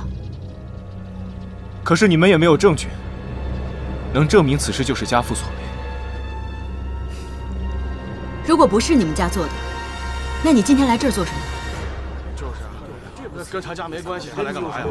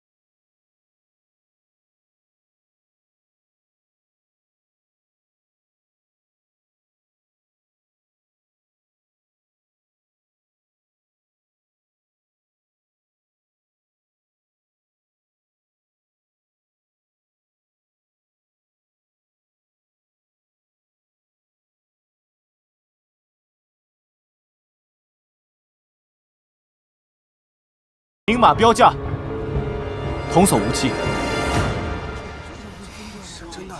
这个荣公子，可真是有些手段呢。财产损失可以赔，但人命呢？难道一根金条就能换回一条人命吗？可现在，荣家并不认放火的事，自然也不会认人命的事。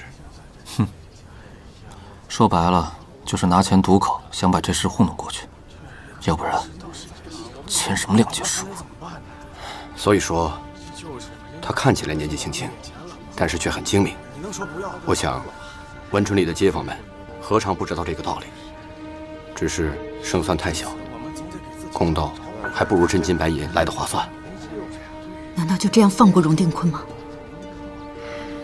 我的想法和冯小姐一样，但是你们看看这些人，他们大多都还想着衣食。对于他们来说，比起让荣定坤偿命，还不如让他们拿着赔偿金改善生活。冯小姐和令兄都是意志坚定、不折不挠的人，可是他们只求衣食无忧。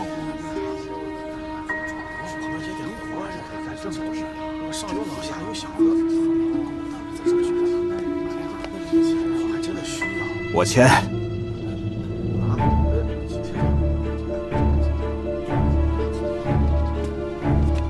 300块大洋啊，不仅能买套小房子，今年也能过个好年了。哎，这荣家还真是爽快。如今我们不用吵，不用闹，只需要签字罢了。我签。哎，我也去。就是啊，多一事不如少一事，咱们就息事宁人吧。一起去签了，算了。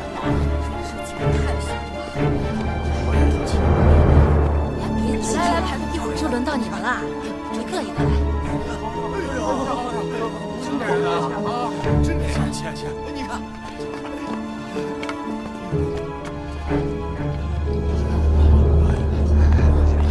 时珍，时珍，哎，世君，没事。你妹妹是个有主意的人。我们冯家没死人，但是房子特别大，还有2个门的铺面。荣大少，你看这个账该怎么算？冯家情况特殊，理应给双倍的金条。荣家权势在握，人脉通达，今天肯拿金条来买我们闭嘴，还真是下了血本了。我这个当先生的，怎么能不捧我学生的场呢？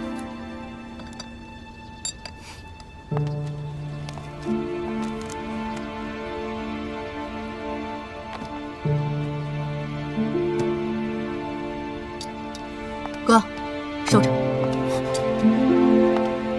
时珍，你疯了，先生！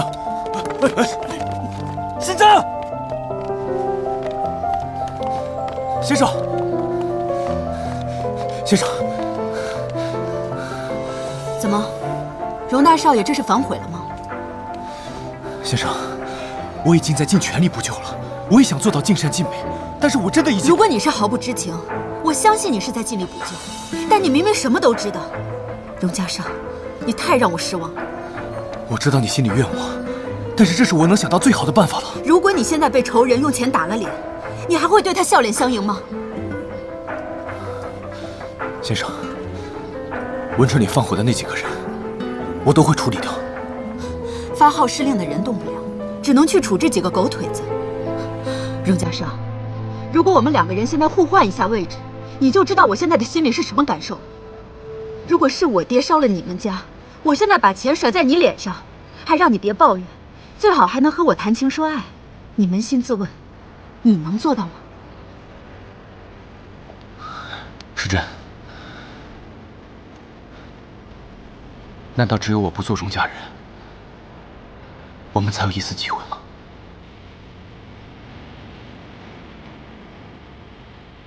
但是你不会的，这个事情倒不是你不能，而是我还不值得你这么做。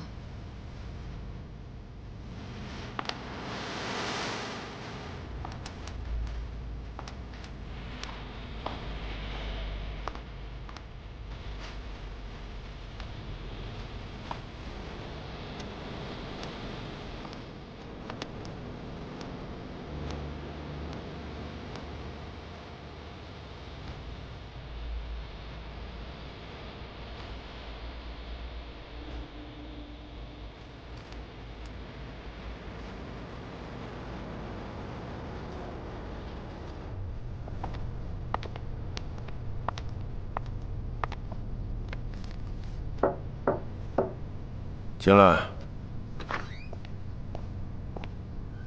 荣老板，有一位桥本小姐来访。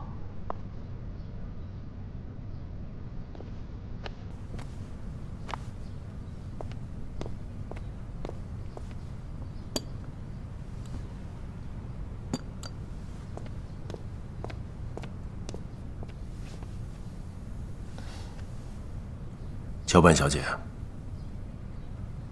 我有什么可以帮你的？荣伯伯客气了，这本应该是荣家的家事，我这个外人不应该掺和。但也因为我对家上，我不想家上再继续被蒙蔽了，不想到时候他伤了心，您伤了财。你和家上是朋友，在我眼中你就像是亲侄女一般，所以有什么话大可直说。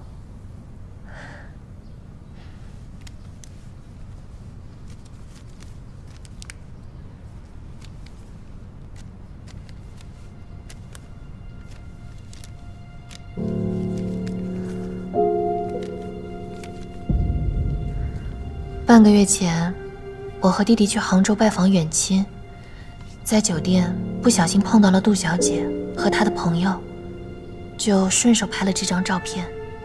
但容伯伯，您千万不要误会，我绝对不是出于嫉妒，也不是想要破坏什么。弟弟也劝我，寄封匿名信就算了，但我觉得还是要公开跟你说一说，不要做背后嚼舌根的小人。这照片确实不能让家上看到，不过还是要感谢桥本小姐细心体贴呀。容伯伯见外了，我们两家关系非同一般，这点小事不足挂齿。我只是听家上说你们是朋友，但是真没想到桥本小姐是如此的聪慧机敏，让我印象深刻呀。好了，不绕弯子了，还有什么话不必对我隐瞒。那我就直说了。说句心里话，我对家上的感情其实一直都没有变过。他生日那天，当我看到他订婚的时候，我心都碎了。后来又发现他未婚妻不忠，我更是替他感到愤怒、难过。家上在我心里一直都是天底下最好的男人。如果我是他的妻子，我一定会奉献出我的一生，让他幸福快乐。只是不知道还有没有这样的夫妻。一个女孩子把话说到这份上，不容易呀。我只是一个不懂事的晚辈，还请容伯伯多多包涵。那么，给我一个理由，我为什么要帮你啊？杜兰心既然不守妇道，您大可以拿着证据去退婚。杜家理亏，您自然不会损失什么。而我会带着金麒麟嫁到府上。我知道容伯伯您想要这金麒麟，而且要得着急，而这东西只有家父视若珍宝。如果我能跟家上再续前缘，我一定会拿着金麒麟亲自送到您手中。况且在商言商，桥本家北方的航线其实也只拿出了一条与您共享，而我和弟弟都觉得我们两家的合作可以再紧密些。容伯伯，您相信我，只有我才可以让容家和桥本家融为一体。我这个弟弟一生理想不过吃喝玩乐，等到他继承了桥本家，最后还是得由我来管理。如果我嫁到容家，我管理和容家管理又有什么区别呢？这样一来，岂不是容家吞并了桥本家？你甘心吗？我如果嫁给了家上，我自然就是容家人了。不管是容家也好，桥本家也罢，最后不都得给我的儿女吗？我也不是那短视自私的人，眼前不会只有那1亩3分地。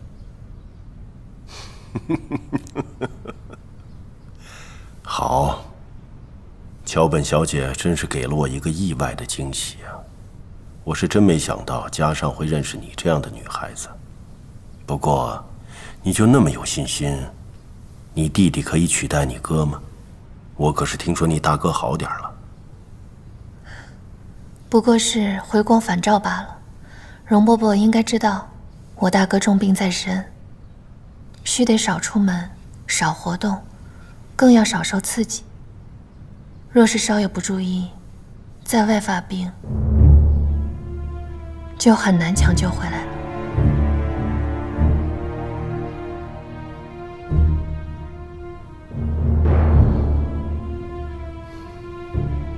喝茶。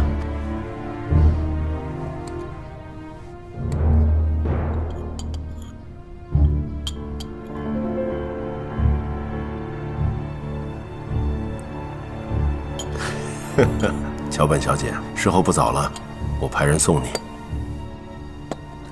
那晚辈就先告辞了，在家静候伯父佳音。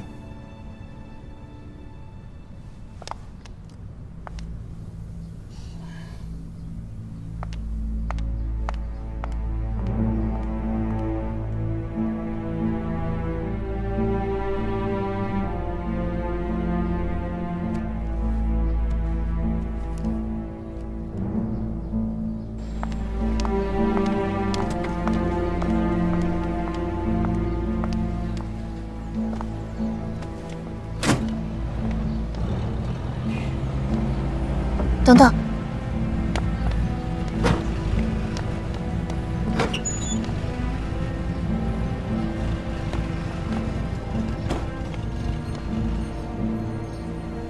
我会得到他的。开车。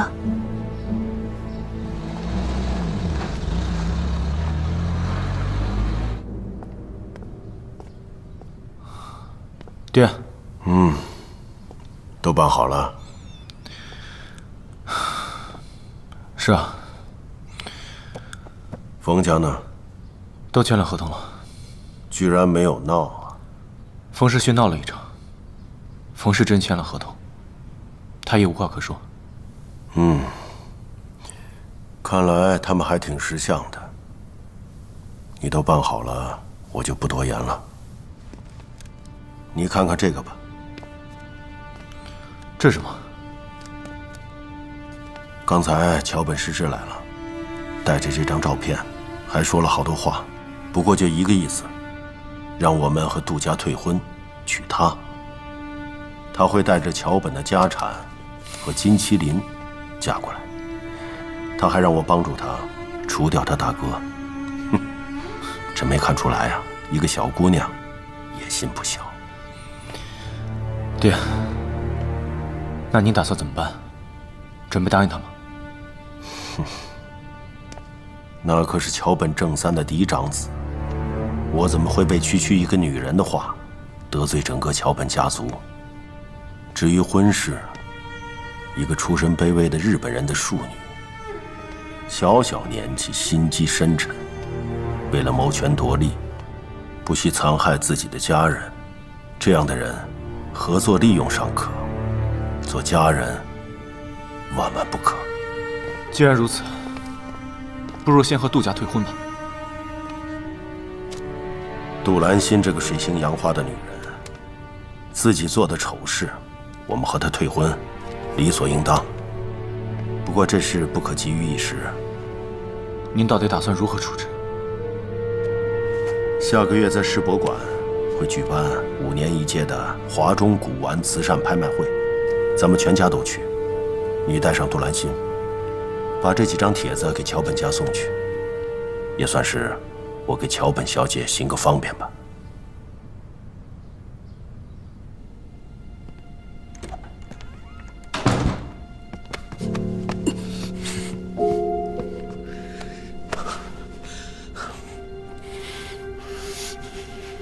我跟你说事儿，等一下，走开。事情处理的怎么样了？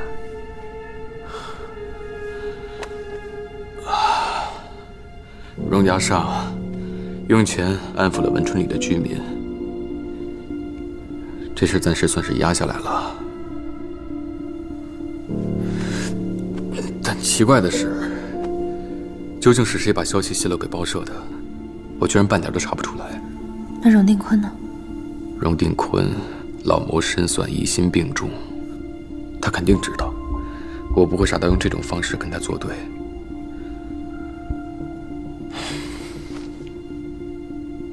表姨跟我说，要尽快准备你跟荣家昌的婚礼了。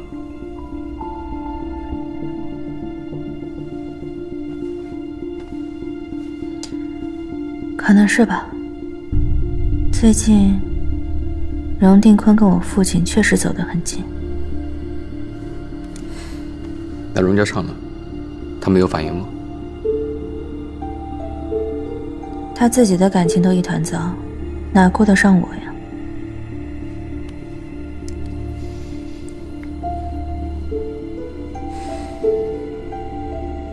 那你呢？还想跟他结婚吗？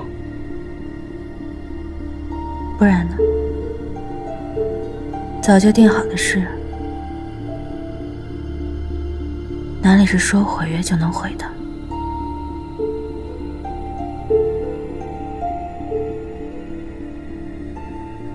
一想到你要跟他结婚，给他生孩子，我就……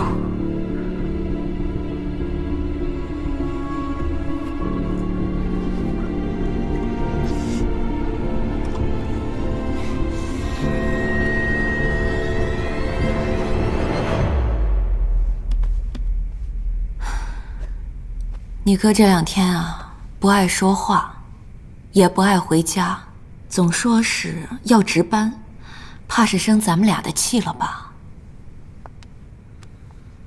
妈，您别多想，我哥他也许是太忙了。他再忙也得回家呀。其实啊，我知道你哥，从小这性子就倔，什么事啊都爱认个理。他其实一门心思想让这荣家认个错，可你跟人签了协议，又拿了金条，他是不是伤了心了？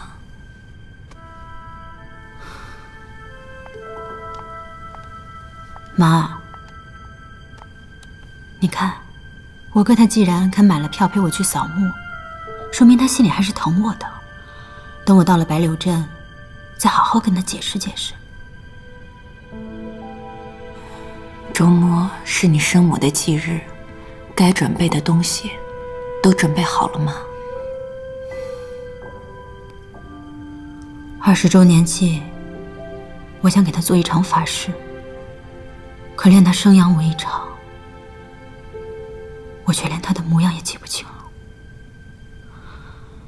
想来还真是不小。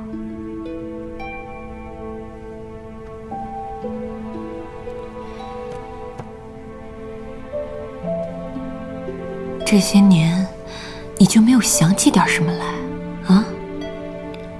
偶尔会梦到，不过翻来覆去，也还是那些片段。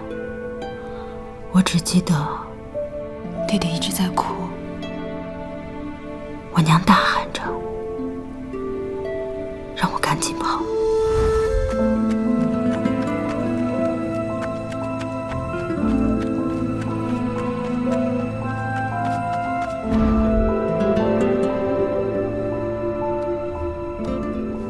20多年过去了，也不知道我弟弟是不是还活着。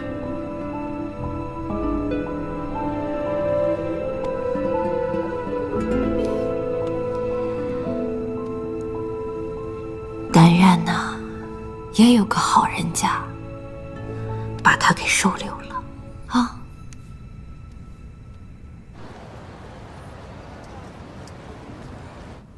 大少爷，冯太太收了金条，当天就把金条换成了钱，把钱存在了银行。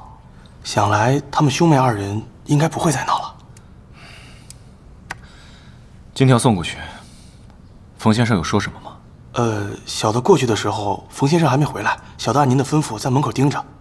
约摸着过了1个时辰，冯小姐回来了。不过冯小姐回来之后就一直没出门，这几天买菜都是冯太太一个人。好，知道了。你先下去吧。是。喂，荣少爷，是我。红房子医院的王春华。哦，王护士，我拜托你的事情处理的怎么样了？冯医生买了大后天的2张火车票，要陪妹妹去乡下扫墓。是叫一个白柳镇的地方，但具体给谁扫，冯医生没说。我也不好意思多问。好，我知道了，我之后会再联系你的。好。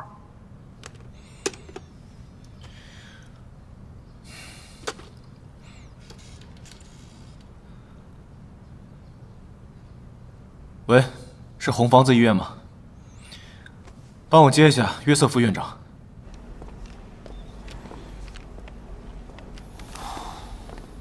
哟，世轩，刚值完夜班，还不回去休息啊？今天啊，要陪妹妹去趟乡下，时间来不及了，我准备啊，直接去火车站。冯医生，亏了您没走，刚来一台大手术，需要您亲自做副手，您赶快准备一下吧。这么临时的吗？啊，不能让文培兄去吗？我之前申请过临时调班的呀。他还有事啊，我可以去啊。那可不行，这可是约瑟夫院长亲自下的命令，指定让您去。再说了，这刘迎春刘医师亲自操刀的手术，多少人抢着要做他的副手。冯医生，这种机会您万万不能错过呀。那你赶紧去吧，啊。王护士，麻烦你一会儿跑一趟火车站，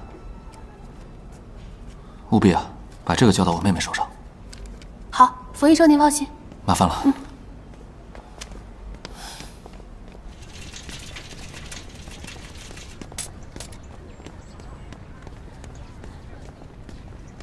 荣大少。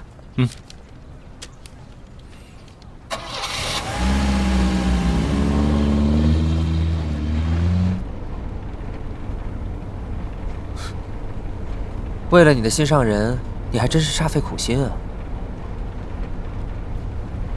自从那件事之后，他一连几天都闭门不出，我的手下也查不到他的消息，只能从他哥入手了。那你找到他之后怎么办？他要是还怨你呢？走一步看一步吧。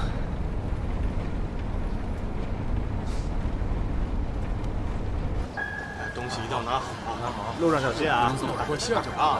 有点挡啊！那我要不要再买点？七爷，我正想派人找你，你的电话就来了。听说文春里的受灾住户们全都签了合同，收了荣家的金条，你也签了吗？是，那天没想到荣家上会带着金条闯入谈判。文春里的邻居们在大火里面都损失惨重，面对这样的重金赔偿，难免不动心。我如果不随着大刘签了合同的话，以荣定坤这样的性子，难免会起疑。来，出示一下车票。火车站？你要出远门吗？对，我和哥哥去白柳镇祭拜我生母。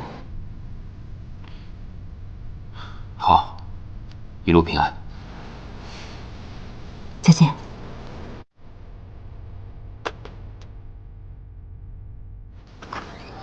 上车啊！快点上车了，上车了！到南京了啊！南京的列车马上发车了，回去吧，回去吧，啊！马上发车了，回去吧，回去吧！上车了，上车了啊！南京的旅客，快点，快点，马上开车了！小姐，您的包厢。谢谢。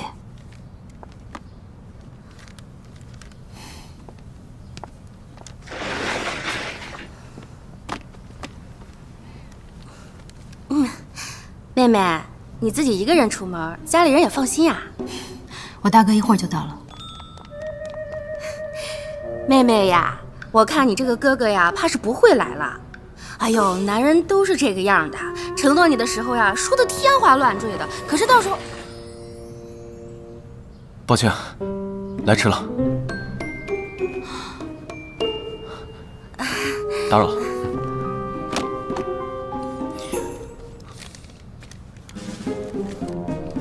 冯医生让我转交给你的。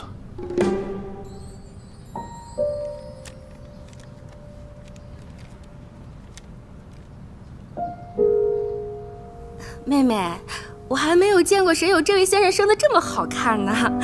当家的，你看看人家这气派，这衣服的做工，哎呦，您这表可真漂亮，这上面镶的是金刚钻吧？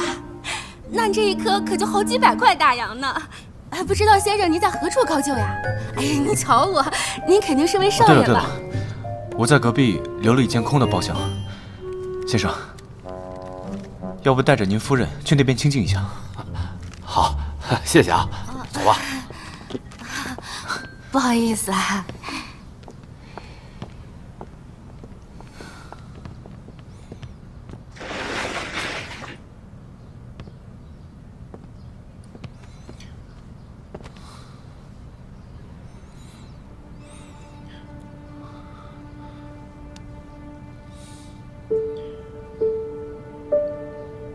你瘦了，最近没有休息好。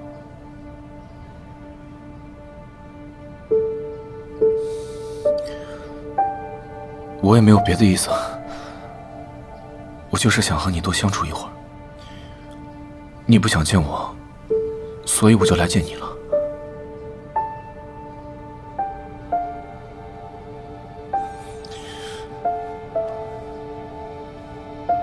先生，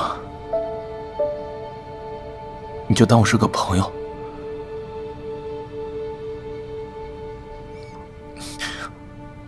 我会试着每天少喜欢你一点，可能过一阵子我就不会缠着你了。先生，就拿出你当时驯服我的耐心来，容忍我一阵子。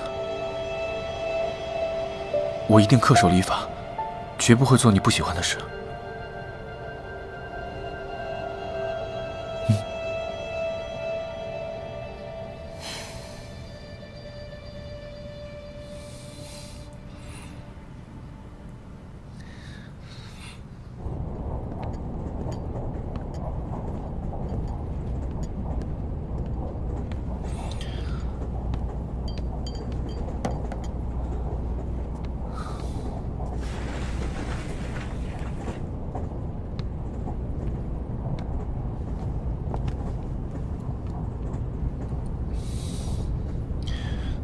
先生，这是进出口公司新送来的巴西咖啡，你尝一尝。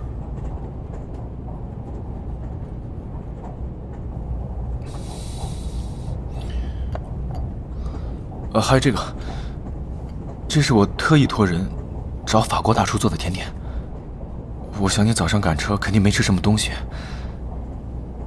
吃一点吧。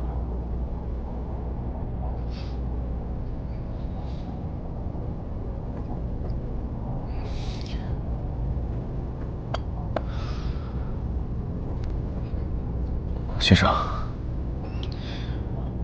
我就是想营造一些属于我们的美好回忆。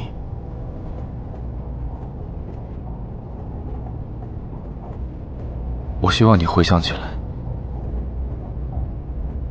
不全是恨。我没有恨你，真的。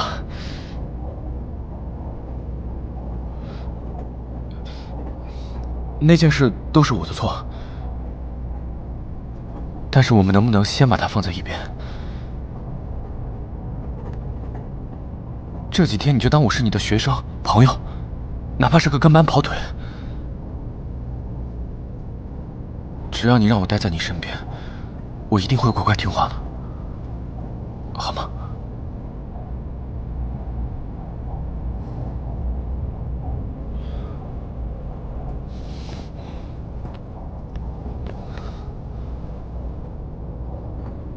你不说话，我就当做你同意了。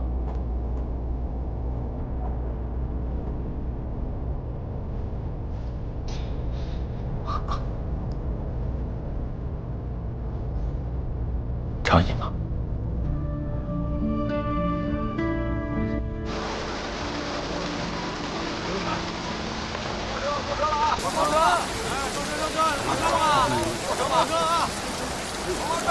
我的车在那边，我送你吧。不用了。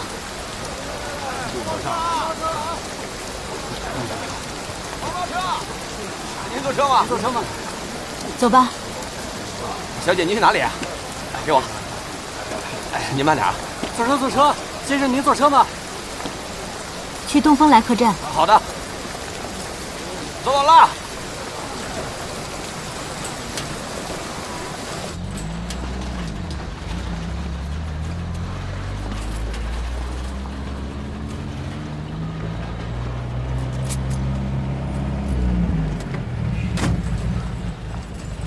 先生，我帮你拿吧。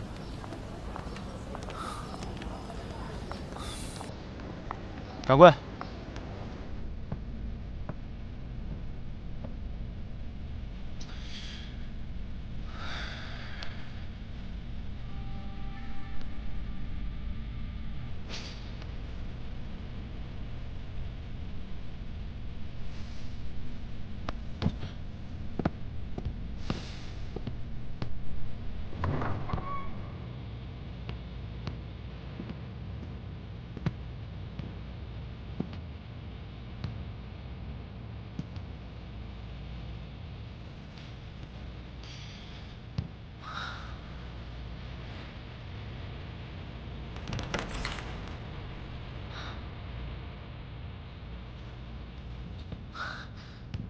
你饿不饿？我请你吃饭。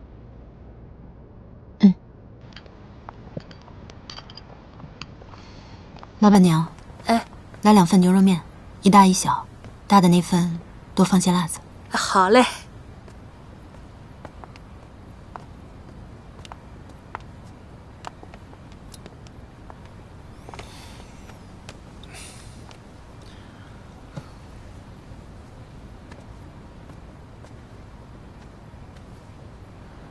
你以前经常来这里？不常来，1年也就忌日来1次。这个白柳镇又破又小的，只怕你这个大少爷会不习惯。我才没那么娇气呢。我以前念军校的时候，每个学期都要去野外训练1个月。那个时候风餐露宿，自己生火做饭。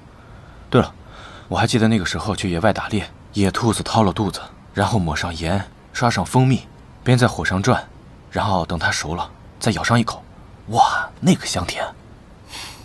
对了，下次我带你去曹河帮打鸭子，那边的野鸭子又肥又纯，像你这样没用过枪的小姐，也总能打上1、2只。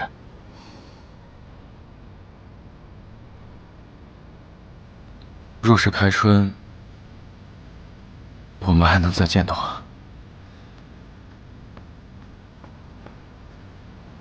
谢谢。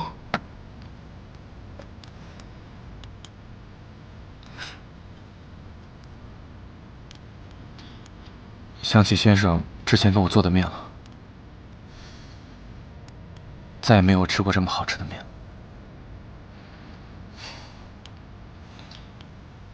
很高兴你还记得我的口味。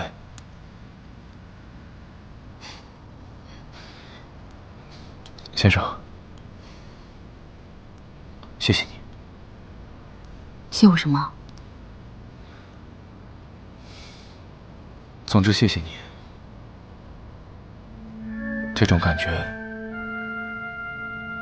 真好。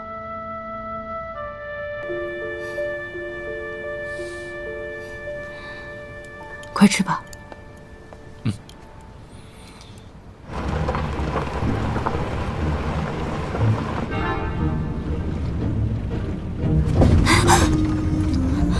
没事吧，先生？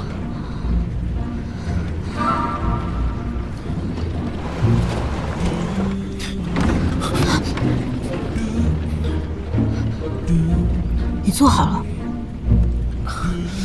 不好意思啊，这车实在太颠了。先生，你也坐稳妥了。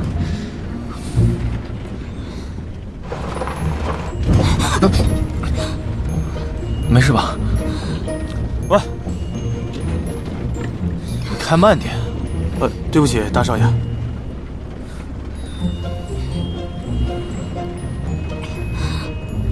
先生难道不知道吗？这样做更稳妥。你没有学过物理吗？你要想更稳妥的话，下车走路岂不是更好？把手放开。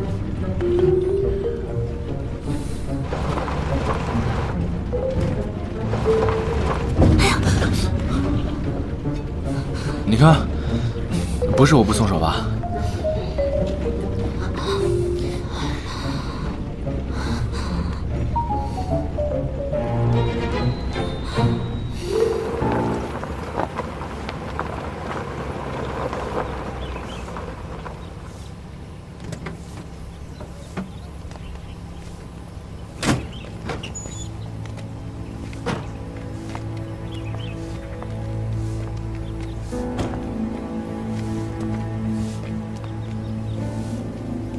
施主，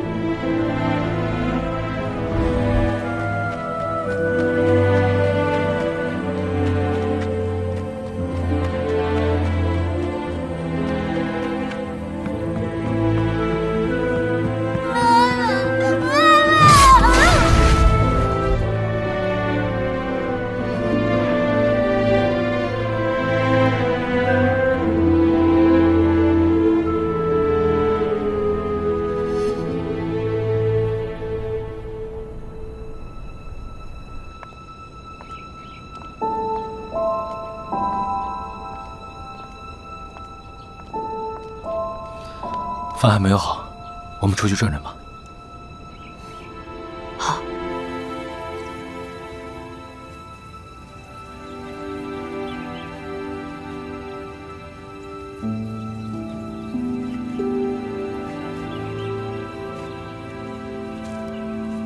那白氏是你什么人啊？是我亲娘。你亲娘？那冯太太她是？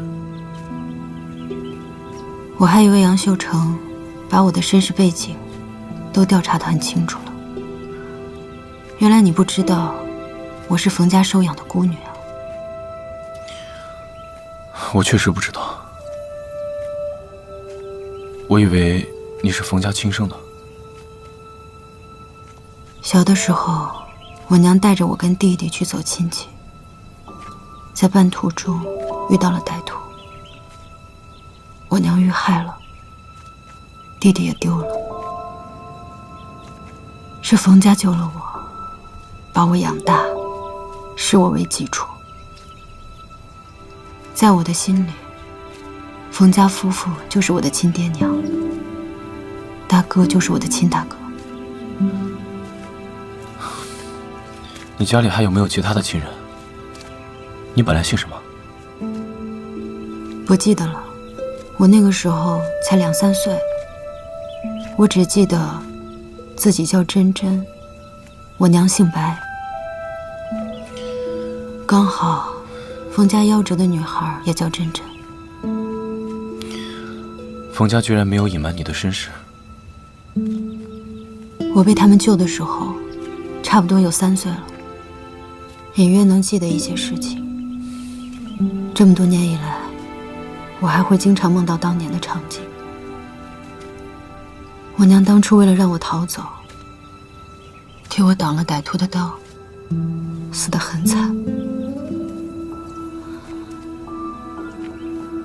我每年都会来祭拜。那你有找过家里其他的亲人吗？找？怎么找？我们母子不是本地人，又死在了半途中，谁也不认识。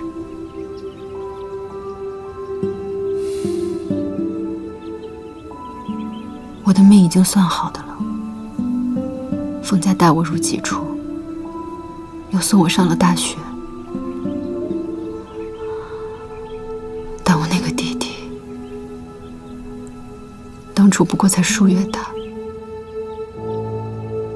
到现在都不知道是死是活。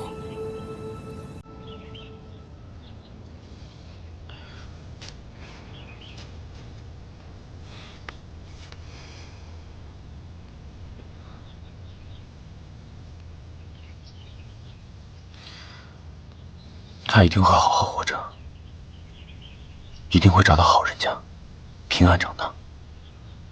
到时候会来找你这个姐姐的。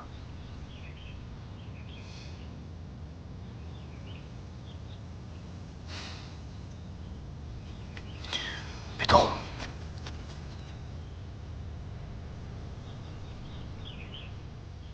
我就想抱抱你。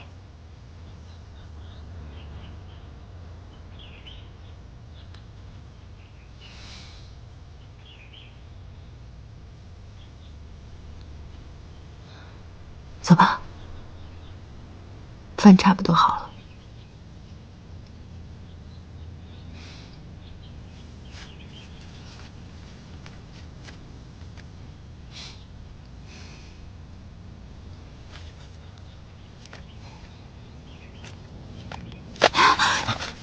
没事吧？没事。看来只能这样了。来吧。没事了。快点！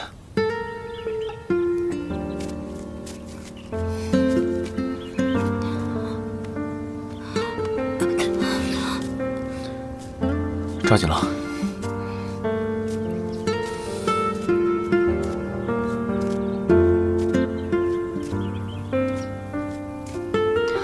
我上大学的时候，读过一本地质学的书，说咱们现在站着的地方，在1万年前都是一片汪洋大海。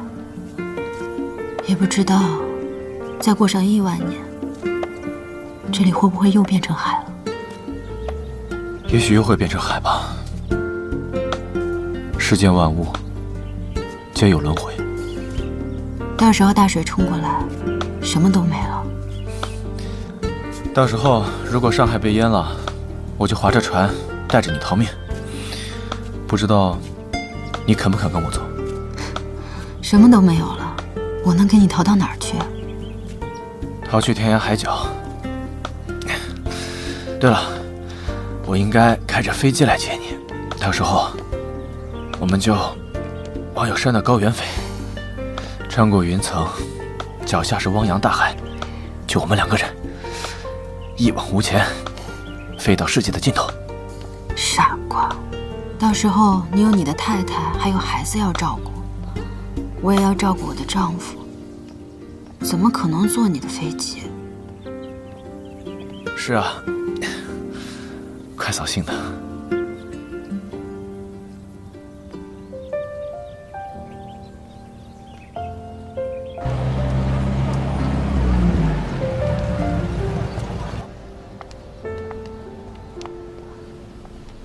下午2点半的火车票，我先上楼收拾行李了。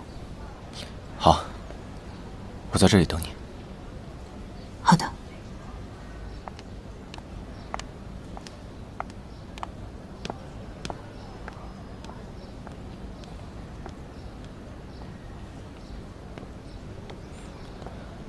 掌柜的，哎，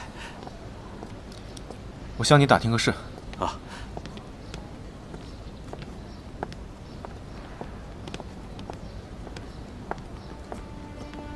我听说当年有母子3人在这里遇到了劫案。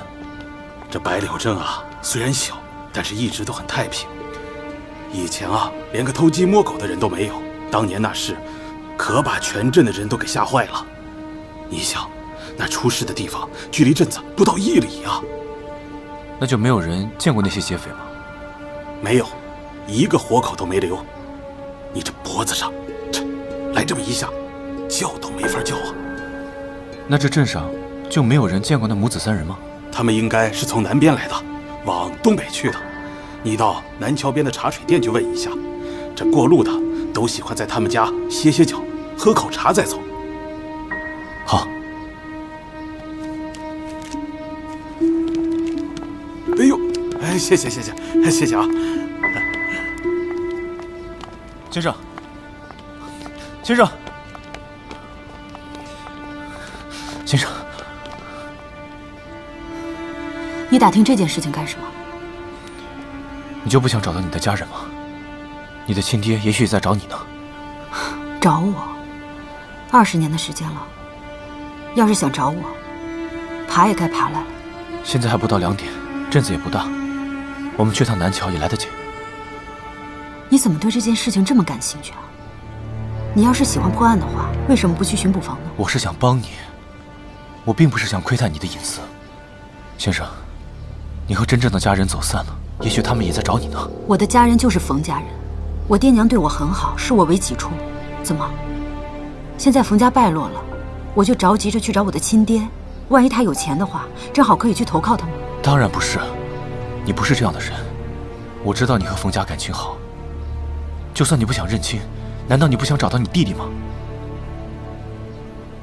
难道你不想找到那凶手吗？来都来了，走吧。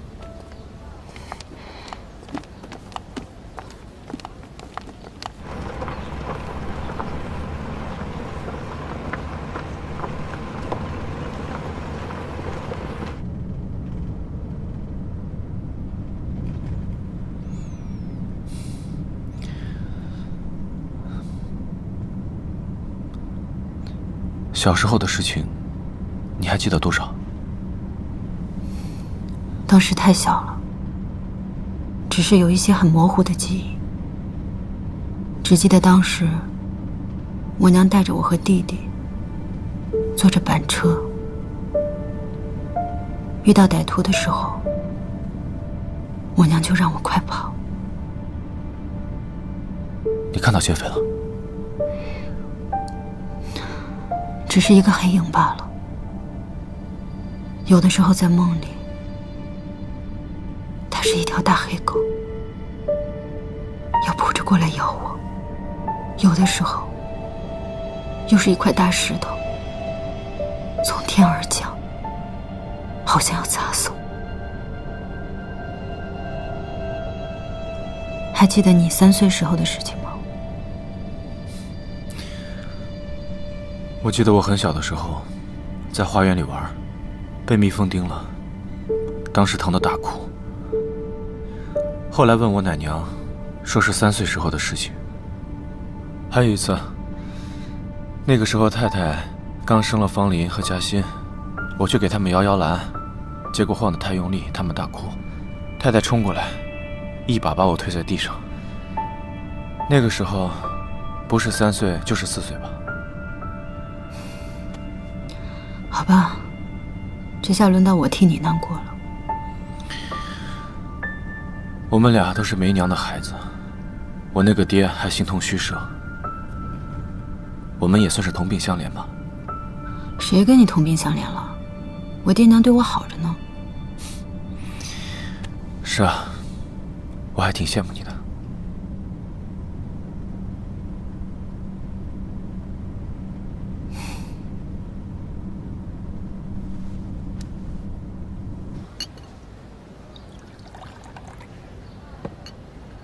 来喝茶，谢谢。掌柜的，你接着说。我记得当时他们路过我这里还歇过脚，我怎么会不记得呢？他们娘仨还坐着驴车打从西南过来的，恰巧小孩的尿布湿了，还在我的桌子上换了尿布呢。当时旁边还有个小女孩，大约有3、4岁。你看弟弟多乖呀，一点都不哭。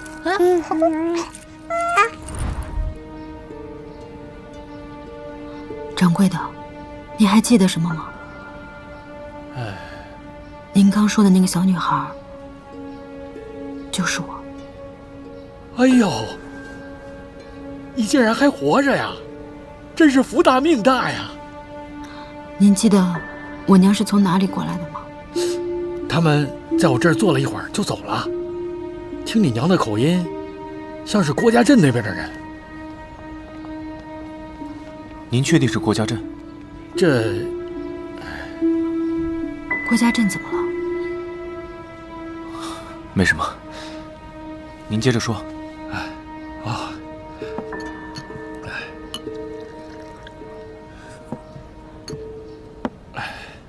是不是郭家镇的人我不清楚，像那边有郭家镇、福田乡、万金乡，口音都差不多。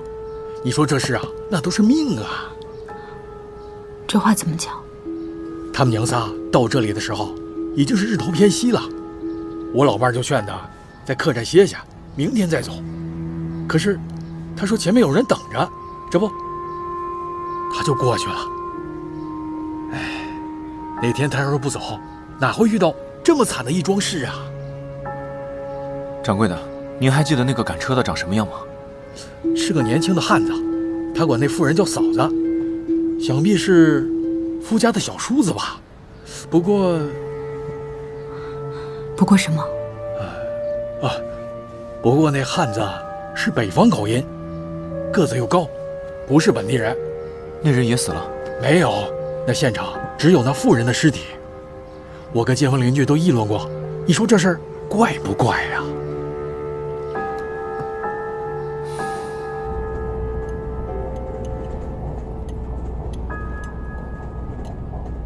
赶车的那个男人嫌疑最大，就算他不是凶手，应该也知道令堂的身份，找到他，或许就能找到线索。刚才老掌柜提到郭家镇的时候，你似乎很惊讶。也不是惊讶，就是有些意外。我们荣家也是从郭家镇出来的。是吗？嗯。那还真是凑巧。不过老家的人都已经不在了。我爹少年的时候就出来打拼，那个时候老家经历了一场鼠疫，亲戚都死得七七八八了。我爹正是因为在外面才斗过了。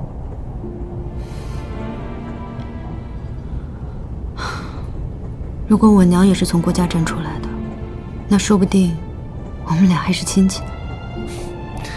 没准你是我表姐呢。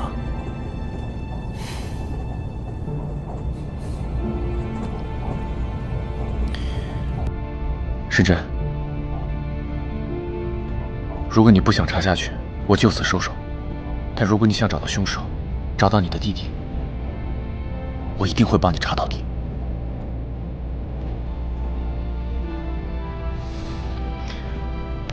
时珍，利用我吧，我可以办到许多你办不到的事。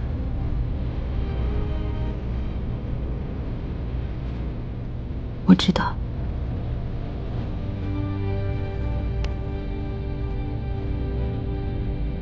我早就知道了。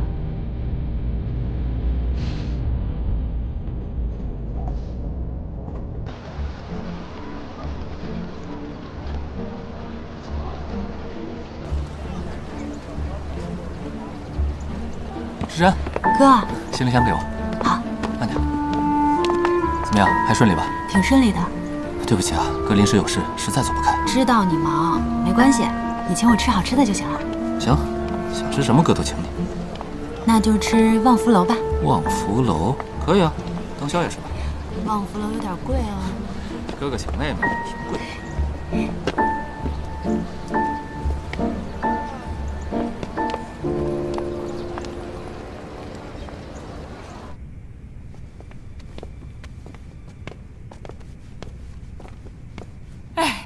大少爷回来了，杜小姐来了，正在棋牌室里陪老爷太太们打麻将呢。好。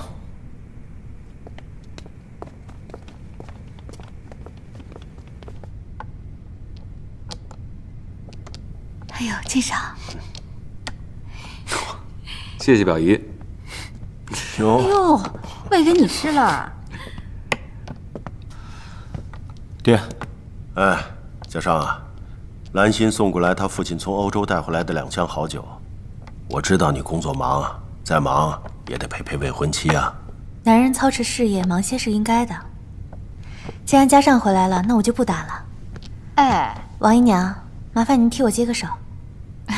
哎，我陪你去吃点宵夜吧。好啊。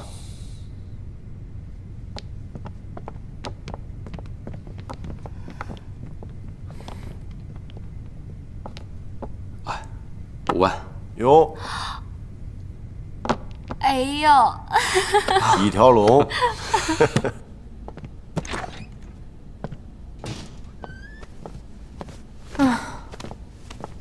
下午过来就被他们打牌打到现在，你要是再不回来啊，我这腰都要断了。杨秀成怎么来了？他是跟着你爹来的，跟我可没关系啊。怎么，你这个太子爷已经不能容忍让他出现在你面前了？说到底，还是你们荣家先对不起他的。我对他没什么意见。